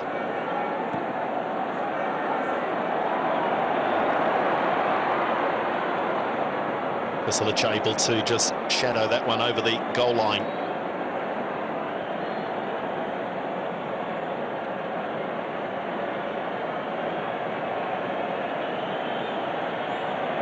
Another look here. It was a very good ball from Leo Bertos.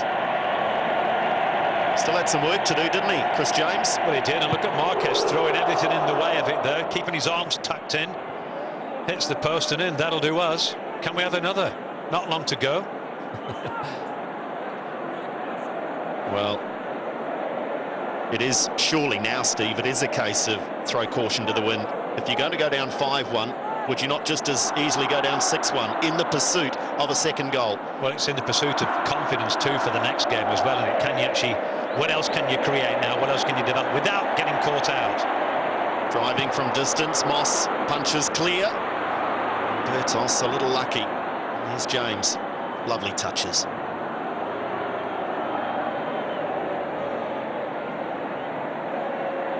McGlinchey.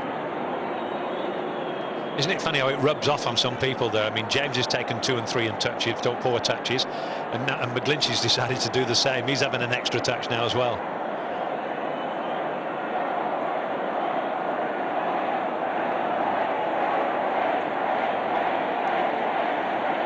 And again, Chris James somehow finding his way in between defenders. Well, he actually willed himself into that, didn't he? He didn't stand off. Sometimes I'm watching the players and they stood 2 and 3 metres off, and in some instances 4 and 5, because they're just not used to defending in certain areas. But James didn't. He went tight. He's in again. There he's trying to get a foot in again. And the referee is giving him a condom. Yeah. It was a bit of a silly challenge, but at least he's getting tighter on them.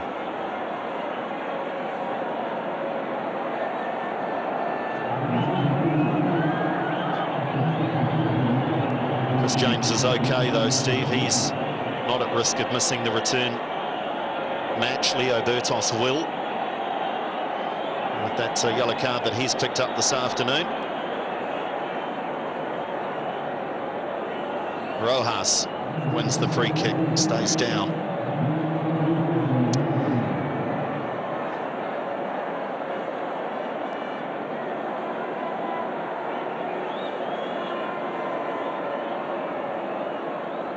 Just caught by Rodriguez, just as the ball was caught by Munoz.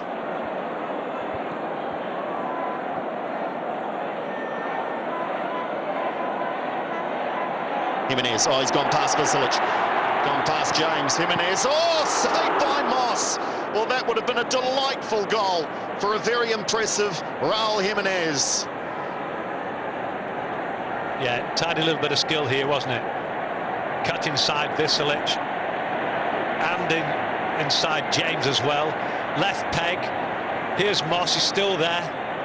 You can see it's eating 5, but he's still stopping them. Into the final 30 seconds, plus some time to be added on.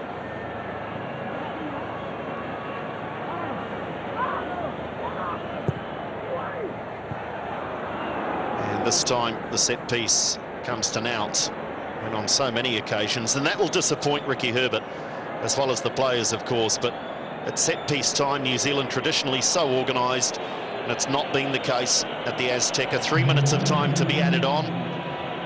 Yeah, too many people getting free inside the box, isn't it? But not just from set plays, sometimes from an open play too. And a number of times they've taken corners and they've had 2 people on the ball, and we've only decided to shift 1 out there, and they've managed to deliver something into the box.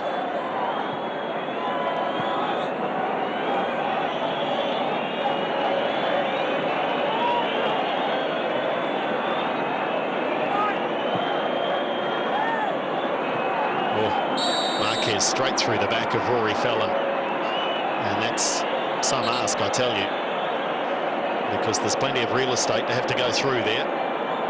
He's caught one on the back of the noggin. He'll want to get back up here though, Fallon, if he can, because that's a nasty one from Marquez. Does beg the question at times about consistency with yellow cards. Fallon will not want attention. Is he going to have to leave? Well, see, that's where, for me, Steve, the rules need a looking at, because now New Zealand will have an attacking free kick without their biggest target man. Yeah, man short, our advantage, and we've went a man down. Yeah, it doesn't seem right now, does it? James to deliver.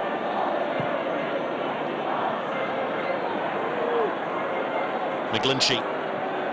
Back to James. Here's Fallon, snuck back on, playing at left fullback. Not overly confident from Munoz. Yeah, he wasn't happy with that. Well, now they can break. New Zealand with numbers back now, but Mexico pressing forward. Bertos, it was an important touch.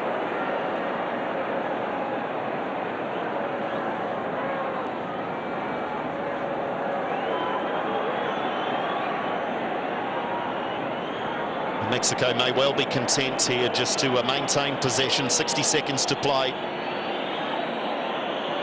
Certainly it's a job well done for Miguel Herrera. Yes, it is. They've been outplayed today. Flag is up.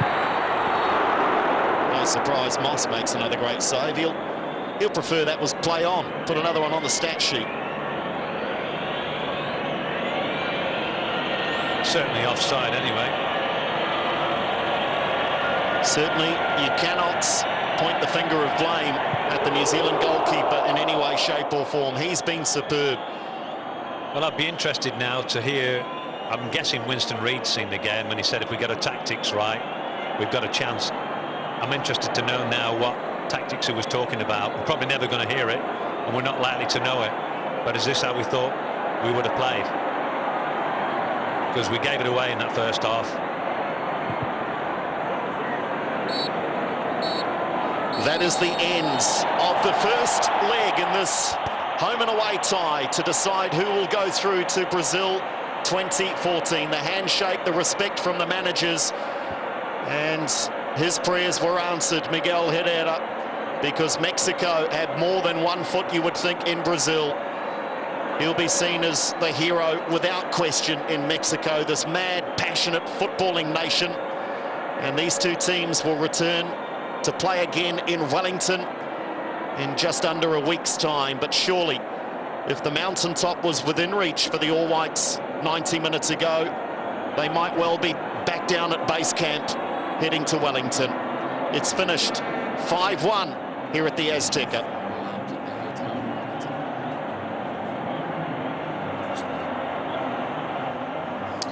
Yes, Mexico with a dominant display, 5-1 the final score over New Zealand. All White captains Steve Sumner, Chris Orisic. I guess the obvious question is, where do you go from here for Wellington next Wednesday? I think now, I'd be looking at bringing in some younger fellas, giving us some experience here and seeing what we can get out of this. I mean, 5-1's a long way back. It's an impossible dream. I mean, I know people have talked about hours in the time, but I do think it's a bit too far this time. Chris, would you agree? Yeah, I think, look, we have to go for it, don't we? Like you say, maybe possibly bringing in some younger players, but definitely going for it. We've got one chance to try and score 4 goals without conceding at home. It's going to be very difficult, but why not go for it? All right, well, let's have a look at the goals from this match, and there were 6 of them. Unfortunately, 5 of them in favour of Mexico. And really, when they started to get going in that first half, you could feel it, couldn't you, gentlemen? Well, we looked a bit cautious right from the start, and we defended too deep. And here's what I've been calling Superman all the game, making one mistake. And then on this occasion, the Mexicans were lucky for us; they were offside. But they corrected that just minutes later. Yeah, and then that's disappointing. I mean, a wee man free in the penalty box, and another free header diving through, nobody blocking. Is it fair to say, I'm quite surprised from the All Whites, because normally we're so organised from corners and set pieces, yet the Mexicans found it quite easy to score. Well, that's been the strength, hasn't it? But I mean, you know, until recent times, Mexico would cause anybody trouble there.